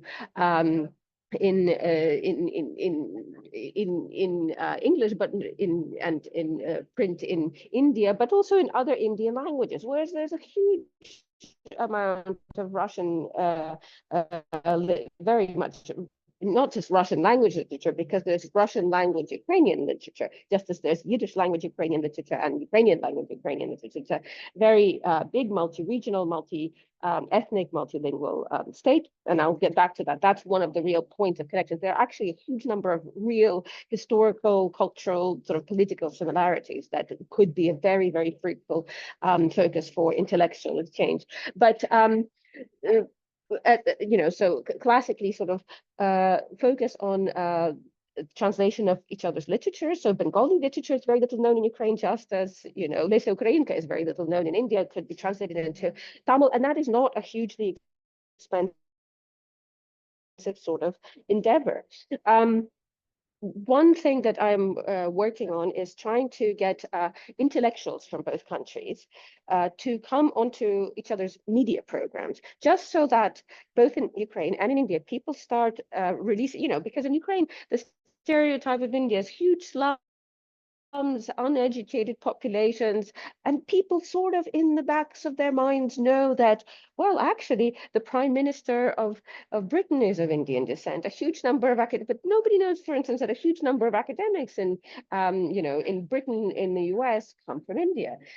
In the same way, there's very little known about Ukraine's intellectual world, and in fact that there are very interesting, sophisticated political, social discussions that are happening that, in my experience, many of them are often more interesting than those that I have been involved in the United States, right? So, but that kind of direct exchange is now made possible by Zoom, by YouTube programming, which needs to happen a lot more. And the kind of the foci for discussion, I think, are very rich. So both India and Ukraine have very complicated, very distinctive post-imperial, post-colonial histories. They are both very special colonies, not your standard. They were both jewels in the crown of these two, the two biggest, most important European empires, and they played a crucial role in the fall of these empires. Ukraine is doing that now. India did that earlier. And they also are playing a disproportionate role among post-colonial nations now in the world, right? They are coming into what is called, with a rather an attractive word, but an apt one, subjectivity, right? Ukraine has been forced into the subjectivity. It's been in rather a post-colonial slumber, but India, under Modi has indeed taken a more active role, changing its strategic position, rethinking it and so on, and is becoming a bigger subject, not just a very large and obviously geopolitically important country, a huge democracy and so on. We're both famous democracies democracies. India is famous for its for not just for its size, but for its vigor of democracy, as is Ukraine. I mean, Ukrainians are really now dying to live in a state that really is genuinely democratic rather than totalitarian. And I think there's a lot of scope for discussion there. I think Ukraine can, in one way, play the role of a student to India, because India is a young nation which has a fantastically helpful experience for Ukrainian politicians, for policymakers, for academics, for people reflecting on the political history and sociology of the country. The specific experience of creating what has been sort of on the sidelines called in the past by Al Stepan and Yogendra Yadav, who worked together some years ago, about almost 20 years ago, on a project which compares India and Ukraine in terms of them not being nation states, but actually offering an alternative global model of state nations. So nations that are defined politically, nations that are fundamentally based on statehood, that are inclusive and that are in that sense genuinely modern, rather than reaffirming the sort of French model that comes from, Herder and the 18th century modeling of nation states. So there's a huge discussion about multi-regional, multilingual, polycultural, you can say, countries, which Ukraine really is. And nobody really knew that, that Ukraine is the biggest country on the European continent. And now that has, this war has had its positive effects, just as Ukrainian Defense Ministry has jumped into a moment of incredible creativity. So has Ukraine, came out into the light, and they're fantastically. I am applying for funding for a big project, which I hope will very specifically involve scholars of Ukrainian and Indian history in comparative discussions, and ones that aren't just talking about our victim status, but are actually taking an active intellectual and political role as creators of new models of statehood, new models of democracies that are not coming from the traditional sort of Western European American context. One very simple thing that is extremely important for building genuine intellectual mutual understanding is the funding for research. So PhDs to be, if one focus for our ambassador, perhaps something to push through with the new, I think it's quite fortunate for the Indo-Ukrainian relations that Modi's visit has pretty much coincided with the arrival of a new Minister of Foreign Affairs in Ukraine. So this is an opportunity. And the creation of just one or two scholarships for Ukrainian scholars to study in India and for Indian scholars to study in Ukraine, or at this point, Ukraine, there can be history of Ukraine done. But, we know that there are fantastic research centers in Lviv, which is pretty safe. I am building up a research center in Odessa, where I live half the time. I live between Cambridge and Odessa with my small child. So you live in Kiev. Yes, there are higher risks, but there are people who are very interested in Ukraine. It's a really new and exciting field of scholarly opportunity. So so that kind of thing. I mean, it's something that could also be funded by private individuals, but of course, state funding, which wouldn't be expensive. Ukraine is much cheaper to live in than Western Europe, right? It is apart from anything, if young scholars are thinking strategically about their careers, this is an area of enormous future interest. Huge amount of governments, think tanks are in huge need, and there's an enormous undersupply of expertise on Ukraine. So this is something that our governments really need to think about, and you and I hopefully will be involved in various efforts of that kind. Thank you, Anastasia. That was brilliant, because that was a good, almost, you have said almost many things that I wanted to say, but I'll just add to whatever because we think in similar lines. And in fact, I'm also writing a research proposal, so we could join together. Yeah. So the point that I would again like to make is the word historical used with the Russia-India ties. I categorically have a different view, because this history starts from 1991. It doesn't start from 1947. which is being usurped by Russia. And academics have failed to address this issue in India. Honestly, I would use the word failed because they keep on repeating the same thing, historical Russia-India ties. I don't remember if British Empire had any ties with Russian Empire. So in what sense is this a history? The history starts from 1991, after the demise of the Soviet Union. And we have no right whatsoever to say that the Soviet period is absolutely identical to the Russians, because they have usurped it and we have allowed them to do it.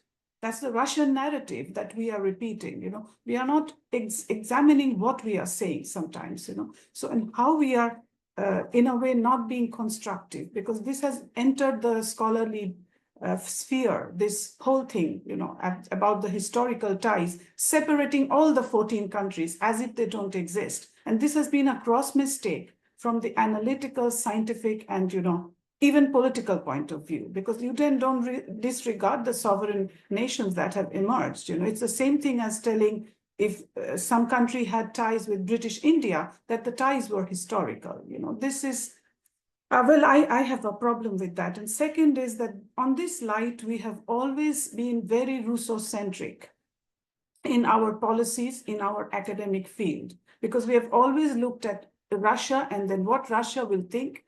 I mean, I'm very much, talking in the common people's parlance. I'm not using academic veneer. So it's like, oh, what will the Russians say? What is the Russian point of view? We are too careful of, what they are thinking, even if they are doing something not so scientific and not so balanced.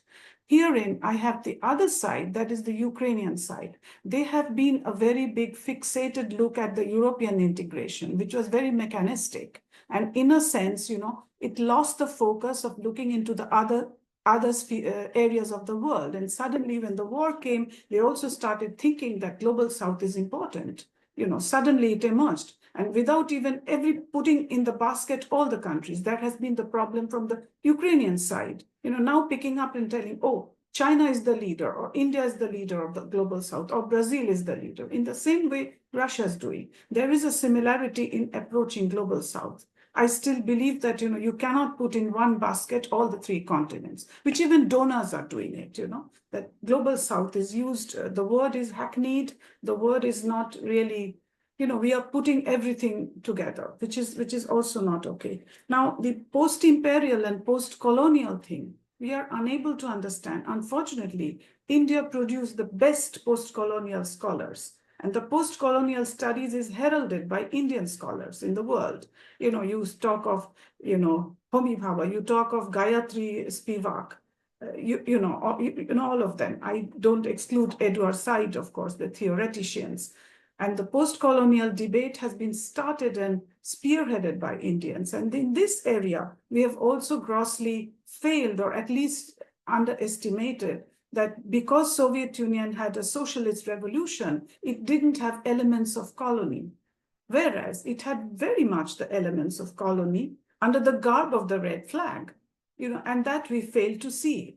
And the similar things happened with China, because it also did the same thing with its nationalities, that is within China, the smaller nationalities, the expansionism and everything else. So this is another problem that I think our basic understanding of the post-Soviet space lacks expertise, lacks proper expertise, the deeper, the academic, on which possibly better foreign policies could have been formulated, not just words like multi-alignment or things just to suit our temporary strategic needs. That has been the way, So I believe that in the future, at least this war, if it ever has produced anything else, I don't mean dehyphenation or dissociation, whatever my previous speakers said, but at least if we could perhaps change the view we look at the post-Soviet space, and that should be radical. There is no neutrality here.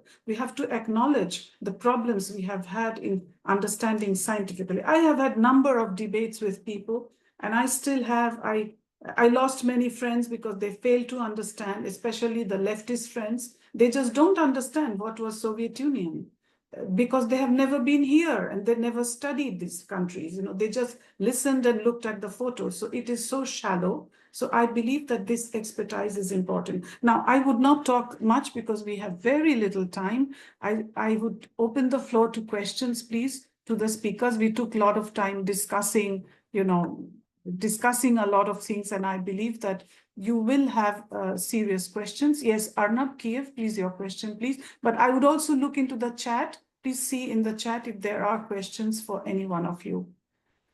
Yeah, if you Thank you so find, please much. answer. Yeah, yeah. Thank you so Your much. question, and please, your question. Yeah. Thank you so much, Mridula, for this wonderful effort to bring everybody together. And the points which you have just now touched regarding the vague picture of Ukraine. Even when I was a child, and my father was one of the founder members of Communist Party of Odisha in India, I had the vague understanding that the Soviet Union is Russia. And the time I dropped into Ukraine, then only I could feel that what is Ukraine and how it is different and how it is special and how it is so deep into the heart and very close to Indian psychology and sentiments. Okay. So that present moment, I would request and share this feeling that it will be our the most important aim of this forum to bring together to create a kind of team which will be working for the interaction and the roadmap of how we can work, like Sister Anastasia very nicely said about the cultural side, which is very important, where we have been working for last 10 years in Kiev, Ukraine, to bring the schools of Ukraine, like one of the top school, government school of Ukraine, Lyceum Intellect. We have been bringing the teachers, students, and parents to India, to the schools where, from the Heartfulness Education Trust, we have been trying to bring the breeze where the interaction is going on, and that then we can have the current program between India and Ukraine is already signed, one of the 4 agreements, where culture and education has been put very importance.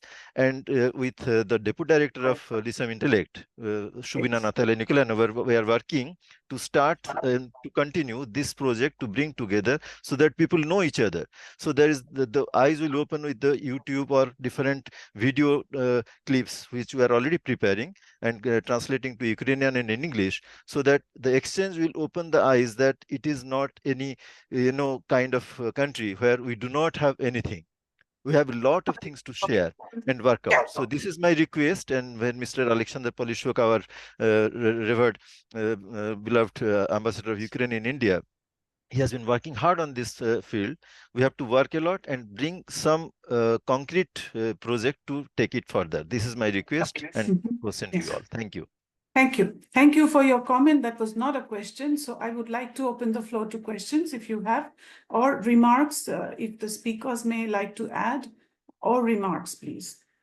Anyone? Dr. Mridula, can I? Yes, please. Am I audible? Yeah. I have a question to Dr. Agnieszka and probably can you tell excuse me, this is Yulia Field from the Academy of Sciences of Ukraine. She's an Indologist she works at the Institute of Oriental Studies. Yeah, please. Thank you. Thank you, Dr. Mridula. Thank you very much to all participants for such a high qualified expertise. I don't have much questions, but still, to my Polish colleague, to my Polish friend, the question, still, how do you think India sees Poland as a part of Central Europe, as an independent power, or still as a key to European Union? How can you evaluate it, Dr. Agnieszka? Yes, thank you. This is a very good question, Ms. Julia. Thank you so much for that question. Of course, then we can, as I already mentioned, Western European countries are much more important to India from various perspectives, economic and trade related. And I think that India, we cannot give just one simple answer to this question. Nothing is easy right now in politics. And for sure, India's strategy is extremely complex. And therefore, I would say that India looks at Poland from both perspectives. Poland is a member of the European Union. and it may be it's the largest country in Central Europe. It may be regarded as the gate to the European Union by India, but also the recent visit shows that India wants to be more present in Central Europe. There is this recalibration of India's foreign security policy and the will to strengthen cooperation with Poland. It was already mentioned what sort of cooperation in terms of security challenges and the security cooperation may be included. And I think India is cautiously looking at Poland and checking what opportunities are there. And we can assume that in the nearest future, and by nearest future, I mean these few years, this 5-year action plan, because so far we have everything on paper, which is absolutely important because you need to have this roadmap. And a lot will depend on how it was transformed and how it is introduced, in fact. So the upcoming 5 years, I think, are very important, and they will also show how India will perceive Poland in the nearest future. So, because as I said, there was a potential, there were discussions at least for like more than 10 years. And some cooperation schemes were introduced, but it is not enough. So I think this is a major test for bilateral relations in the foreseeable future. We have it, we have strategic cooperation, we have action plan, everything is enumerated, everything is included, but how it will be introduced, this will also depend how India is going to perceive Poland as an important player, a separate player within Central Europe, or just as a member of the European Union. And of course, Poland will remain important for India due to the fact that it is in European Union. Yes, this is the country which is bordering Ukraine, and it's also an important element of the entire security dynamics in the region. But of course, I would emphasize the fact that this will be proven in the upcoming years, how this cooperation is going to develop. We have this armored recovery vehicles that I've already mentioned, and it was also mentioned here today, this WZ3. Will it be upgraded to WZT3M? How it's going to function? What is the potential way to develop these relations, and how it's going to be introduced? This will show what role Poland will play in India's foreign and security policy in the region. And I think there is a potential, but let's see how it's going to look like in the upcoming years. Then we will be able to assess very soon, sooner than we think now. This is the time, I would say. Thank you.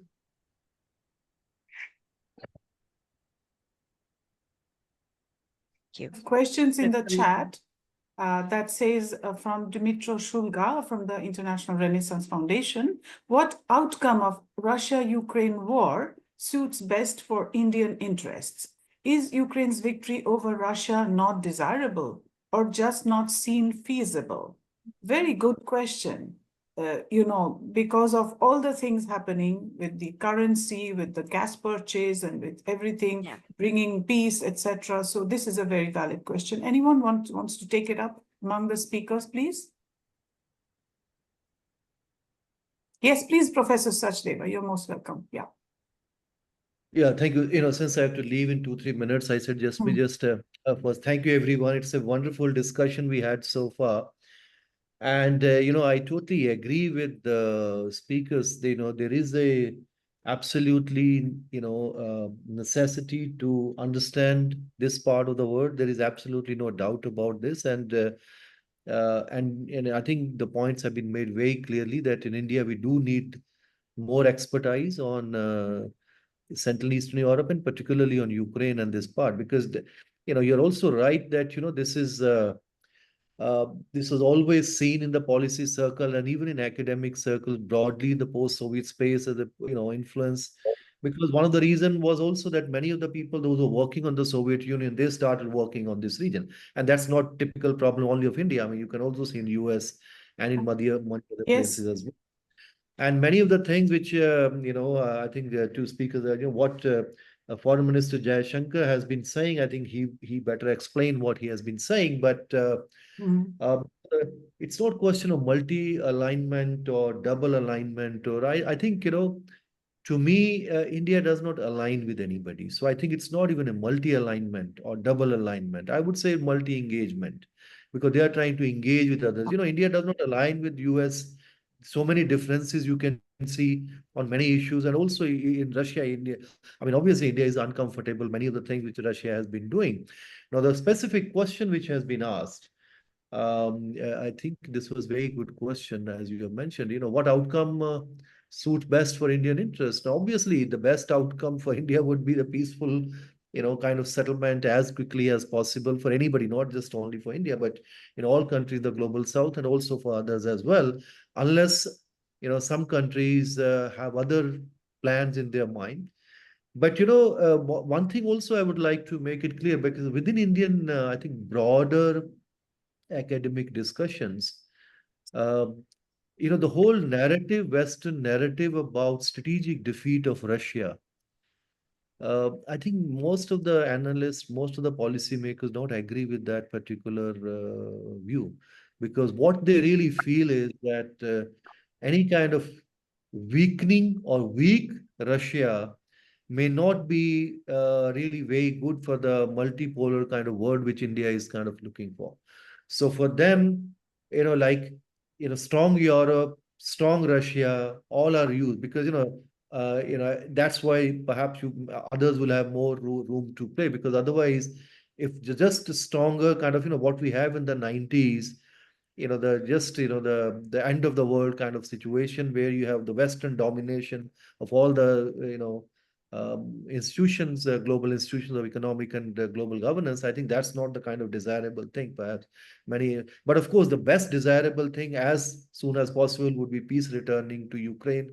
And for that, I think they will be working, in whatever manner it can be done. Thank you very much. It has been wonderful. Sorry, I have to leave now because I have to go. Thank you. Okay, Professor Sachdeva, thank you for the answer. But anyone has other, any answer to this question? We need peaceful Russia. We need Russia which does not interfere in internal affairs of other countries. We need Russia which does not start any war. And this is what we need. Of course, everybody needs peace in the region. A peaceful I solution. thought it was a highly revealing answer.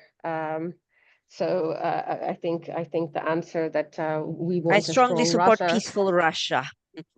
Yes, peaceful Russia, but a strong Russia is incompatible with peace in Ukraine or in the entire region, is what needs to be understood. Well, my question is, a strong Russia, what do we mean by a strong Russia? A strong Russia, a democratic Russia? What is that? What is the connotation of a strong Russia? A strong power doesn't necessarily mean it's a just power, and that it will not wage war against other neighbors, at least. It's a very, very important answer that question. Yeah, please. Dr. Yeah, okay. Yeah. So this is absolutely interesting. And I actually, I'm sure you may have noticed that there's a tendency in India of looking at the Russia-Ukraine war also with this nostalgia that India has had with, India-Russia ties. So obviously India, the more important partner is Russia. So obviously India's best case scenario would be that the war just comes to an end and everybody understand that it's in nobody's interest, and like Prime Minister Modi has been saying, but that remains a best case scenario. I don't think this is what is happening. When it started, of course, we have been working a lot on how it is already a kind of a strategic defeat for Russia, because Russia has lost the Baltics, for example. I mean, nobody would have imagined Sweden and Finland to join the NATO the way it did. Nobody would have imagined that Europe is going to completely transform from its geo-economic personality to a more strategic personality. I mean, today, if you see from India's perspective, if you see where and who is India coming together with for maintaining a stable and secure Indo-Pacific, the answer is very clear. If you look at India's outreach to Europe, not just in a geo-economic sense and about FTAs and investments, but also as we are talking, there was an MOD team which went to Russia, which went to Brussels on a study tour to actually how to enhance naval cooperation. And naval cooperation means that we have ideas for maritime security and all of that, common semantics. So what I'm trying to say is that the way I look at it and the way I have been arguing about it from the very beginning is that no matter which way you look at it, it is not about the 18 or 20% of Ukrainian land. That doesn't resonate in the rest of the world as much, no matter how, for example, Russia is defining it. I think in the Indian strategic circles, there is a disdain to discuss it too much because of the popularity that Russia has for obvious reasons, which is very understandable. But I think there's no denying the fact that it is already a strategic and a geopolitical defeat from Russia. I mean, look at what is happening to Gazprom. I mean, why is it that Gazprom, that used to be the cash cow for Russia, is actually getting hollowed out? How do you think, the subjugation of a country like Russia with a country like China and all the implications it has? So India is going to continue to engage Russia to try and create and leverage that room of maneuver. That comes with that multi-alignment. But it's not the same as saying that all of India's multi-alignment is an equal distribution. Let's not make the strategic mistake of imagining that all of India's multi-alignment is actually an equal distribution. So India's Russia ties are equal to India-US ties are equal to India-ASEAN ties. That's not the case at all.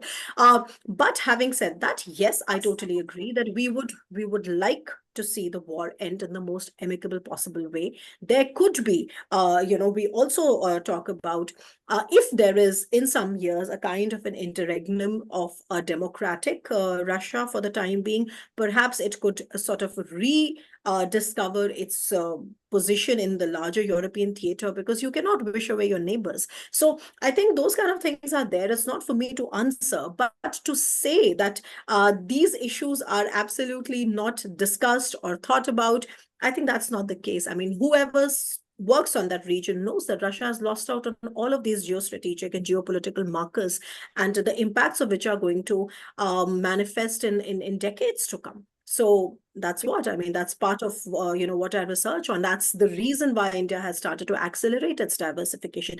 Today, India's most important security and strategic partner is the United States. Okay, I mean, you have the defense minister say that, you have the external affairs minister say that. You would not have seen these statements some years ago, which is not about what Russia is doing. We still don't want to condemn Russia. You can say it's a right or a wrong thing, but what I'm saying is that we are aware of how it is impacting Russia's capabilities. So we are mindful of that.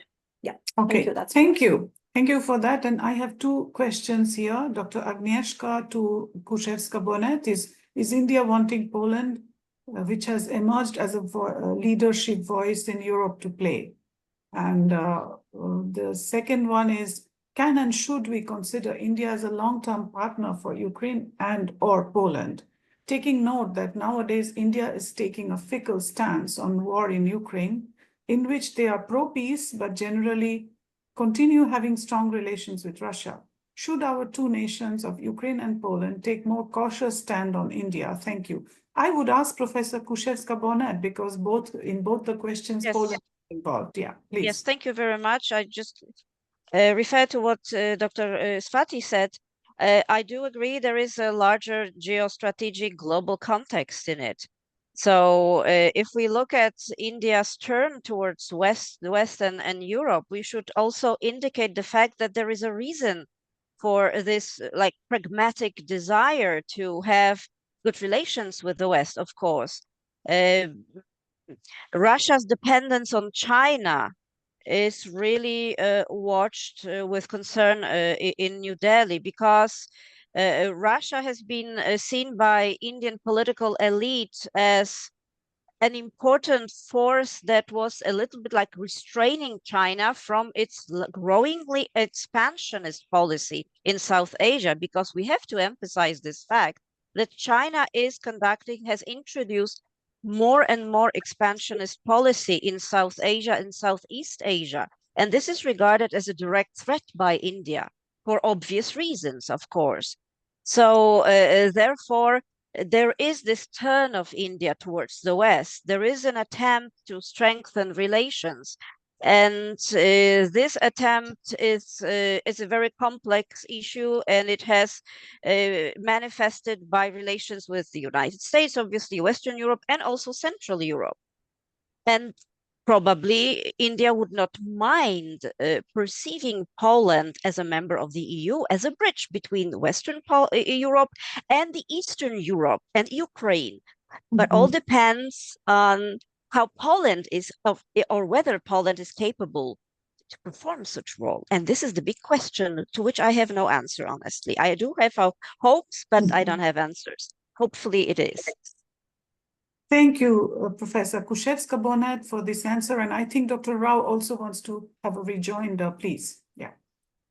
Okay. I'm sorry. So that particular message that I sent to you was about how is India perceiving, the end of the Russia-Ukraine war. Okay, It was not about this one, and I completely agree. No, okay, with please continue. No, I mean, there's very little for me to add. In fact, I was just typing this message saying that I have a train to catch. So I would like to, I mean, anybody here who wants to sort of take this discussion forward, there's so much. I absolutely loved these interjections made. And there's so many things I would like to add, honestly, Professor Ghosh. So I think that the first key takeaway from my side would be that we have to keep the conversation going. Okay. Yeah. And this is, like I said, that it has been I mean, come on, it's like the proof of the pudding lies in eating. So when I say that the Ukraine war has been an enabler of conversations, it's quite practically, tangibly, I can see the conversations happening that I never saw happening. So I think, that is something which is very welcome. I do understand that there are extremely complex nuances to so many things, but I was just messaging that if at all there's any question that anybody would like to ask me, or a clarification or some detail, they can write to me directly. I'm sure Professor Ghosh would be kind enough to share my email ID. And it is an honor to join you, but if you would allow me to leave, because I have a train to catch, getting terribly late. Sure. Thank you so much. Thank you. Okay, It was thank you. an honor to always see all of you. And I really look forward to the book project, because these are, I think, very serious discussions that we should be putting out for the larger audience. We will be also having these discussions continuing till the end of the year. So don't put a full stop to it. And I think all of you experts, our distinguished panel, the invitation is open, and all of you will be participating in it more actively. And you see the discussions are getting more livelier with each, and we are knowing each other, and it is getting better. So I hope all of us, team together to do a lot of great things. Thank you, With Dr. pleasure. Rao. I will join the next panel with great pleasure. Thank you for inviting me. It was really interesting, and I would be happy to participate with you in the future. And you can also share my email if there are any questions. I have written extensively about Poland, South Asia relations, recently published a chapter about the discourses in Poland related to South Asia and many other. So I would be really happy to participate. May I just suggest something to Professor Ghosh, which is that if she can create a kind of a WhatsApp group for people here, it would be an because excellent keeping us to just exchange our publications and ideas, and I think that would be very, very welcome. Then we could be in touch. Just to say, this is just heating up. It's so much richer, and sort of there's so much more at ease. I think this is a fantastic thing, Mridula. A huge. Maybe we can think of future projects together. Yeah, we will, and I'm sure that it will develop, and we will try to chart the way. Where nobody is treading, let us not forget the uncharted territory, and we are not afraid of uncharted waters. So let us walk together. Yeah, thank you so much. I don't think we have more questions, but in the chat there are. I will share the chat. I will share it with all the participants, your emails and contacts. And so then on this note, I say thank you to all of you, because we are past our time, unless anyone wants to say anything. So I believe could I still try to take my chance, because today among us the person who serves in the Ukrainian army, who represent the biggest branch of Hindu Dharma, actually, he's Krishna devotee, and he has his own project called Spiritual Matter. and he was very eager to come today to us, and he was following the Ukrainian-Indian relationships. Could we please give a chance for him to ask questions, please. to say a few words? His right name is now? Mikhail Tashkov. Yeah. can- Is he there, please? Is he there? Yes, Yeah, yes, Mikhailo. I am there. Please, yeah. Yes, Represent yes. yourself, please, yeah. Can I read the text I wrote? Yeah, It's please. normal because you already start to finish this Zoom too. So okay, I have few minutes. My name is Mikhail Toshkov. I'm an officer of Assault Aviation Brigade of the Air Forces of the Armed Forces of Ukraine. The Vimanas that our pilots operate in the airspace are Su-25 attack aircraft. I am not a pilot, I am the head of the logistics support service, but I am sure you are surprised to see a military person at such an event. However, I'm going to surprise you even more. My spiritual name is Mukunda Haridas. In addition to serving the Ukrainian army all my conscious life, I have also been trying to serve God as a Gaudiya Vaishnava of the International Society for Krishna Consciousness. Okay. I'm a Ukrainian soldier and I am a Vaishnava, and I am not alone. There are more than 200 of us in the armed forces of Ukraine. Besides the tragedy of this horrific war, an additional tragedy of Ukrainian Vaishnavas in the armed forces is that the religious authorities of the all Gaudiya Vaishnava organizations have distanced themselves from us. They have distanced themselves because we are an inconvenient truth. As we dispel the stereotype of neutral and pacific Krishna devotees, we are very uncomfortable truth because the religious leaders are aligning themselves with India's so-called neutral position, and also because just leadership of Gaudiya Vaishnava organizations have interests in Russia, represented by a large pro-Putin congregation. The gurus and the preachers do not want to lose this congregation, since the leadership of the International Society for Krishna Consciousness has essentially turned it back on the Vaishnavas in the Ukrainian army. We had to create a volunteer project to take care of ourselves independently.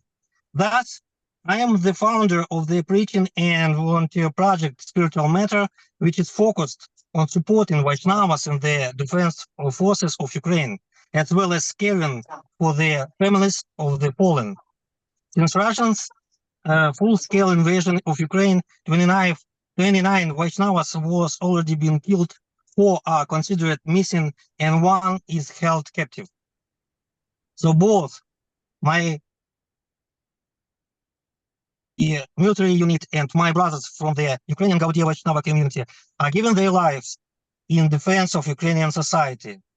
I have come to you today not on my own behalf, but on behalf of all those who are defending Dharma in Ukraine, with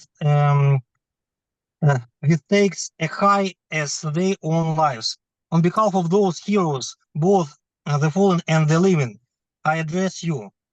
They do not have Wikipedia pages, they do not have academic titles or honors, but they are courageous men, true Kshatriyas, who, by their own example, demonstrate to the world that the teaching of the Bhagavad Gita are not merely a part of the cultural heritage of ancient India and humanity. If we divide the estimate number of Ukrainian military deaths by the 926 days of war, we arrive at the rate of 100 deaths per day, or 4 deaths per hour. I have come to you as scholars and the most intelligent among people to ask a question.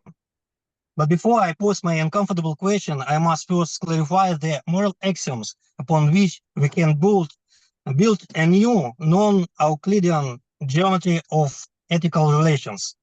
So I'll ask you the following. Do you believe that your right to life and freedom is an axiom and that this axiom requires no proof? Do you believe that right to life and freedom of your children is an absolute value? And I know your answer to this question. Your answer is yes, my right to life and the right to life my children is an axiom. But how do you know this? Do you need an academic degree to understand such a simple axiom? Do you need to defend a dissertation and earn a PhD in philosophy to understand this? Of course not. Then I will tell you that one does not need to be an academic to research the relationship between Ukraine and India to understand the state of these relations. And anyone who has studied this topic will say that the level of relations and moral understanding between Ukraine and India is very low. What's worse, that there are all the objective signs that this situation has reached the deadlock. Moreover, this deadlock is a consequence of a particular worldview pattern and not very effective thinking. Thomas Kuhn, in the Structure of Scientific Revolutions, defines the term paradigm shift. He explains that a paradigm holds power of its bearers. Its influence is invisible and it operates like the matrix from the movie of the same name. People become hostages of their paradigm. A paradigm is a widely accepted model, a template for the solving puzzles. The visit of Narendra Modi to Kyiv, and especially the extremely weak and ineffective organization of this visit from side of Ukraine, demonstrates that the intellectuals within Ukrainian society are facing a paradigm crisis. The issue of relations between Ukraine and India cannot be resolved within the old paradigm.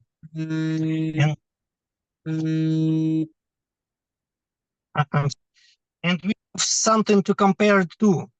If we simply compare President Volodymyr Zelensky's speech in the press conference with the Honorable Mr. Modi to his speech in the Israel parliament, we see that his address to India in terms of intellectual power was about 10 to 20% of the strength he used for Israel. In the old paradigm, even the idea that the president of Ukraine would take out the sacred Bhagavad Gita and quote from it, would be revolutionary. These are the words of Krishna, who says,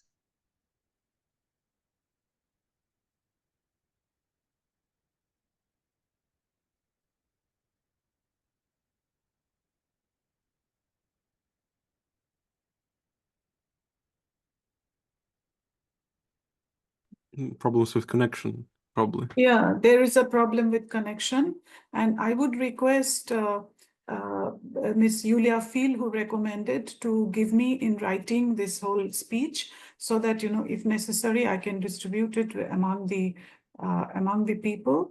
And of course, he's active. But I also have a question: that did he ask his countries or his military leadership about the whole thing?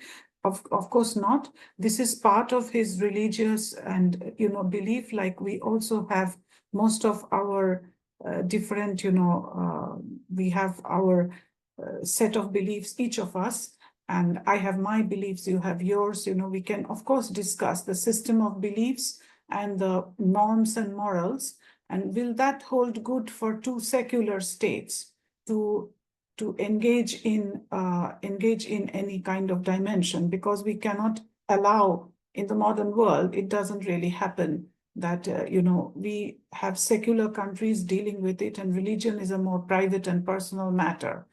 Unless and until the religion is religious minorities are suppressed, and there are serious human rights violations.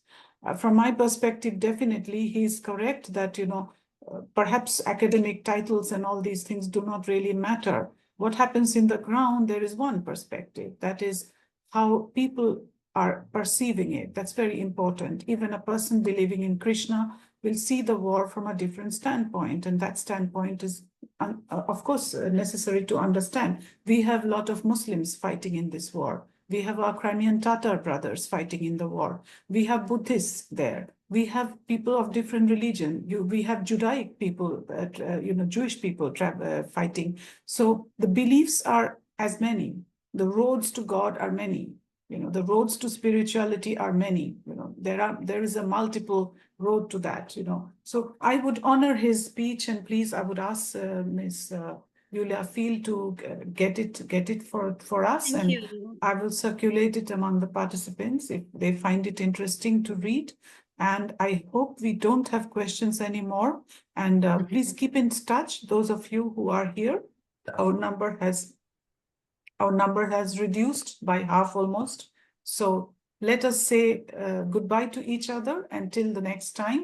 I believe we will have a very interesting discussion on these and other issues, because one of the issues in the future that I really wanted to deal with historians would be interesting, because I see Dr. Umland here. It is about the personalities of Stepan Bandera and Subhash Chandra Bose in Indian history, which are very similar. So that might be a very intriguing discussion, I believe, because that is a very, very interesting discussion of these two personalities who opted for meeting, taking sort of type of getting to Hitler, but, created a parallel, like he went to Japan and created the Indian National Army and attacked India to get India liberated. So these two personalities are extremely, I would say, comparable, but not necessarily, we should not draw parallels. So with this and other things, thank you all for attending, and I look forward to more meetings, and thank you all for your time, to the speakers, all of you. So until next meeting, thank you. Thank you. Thank you. Thank you, Mridula. Thank you.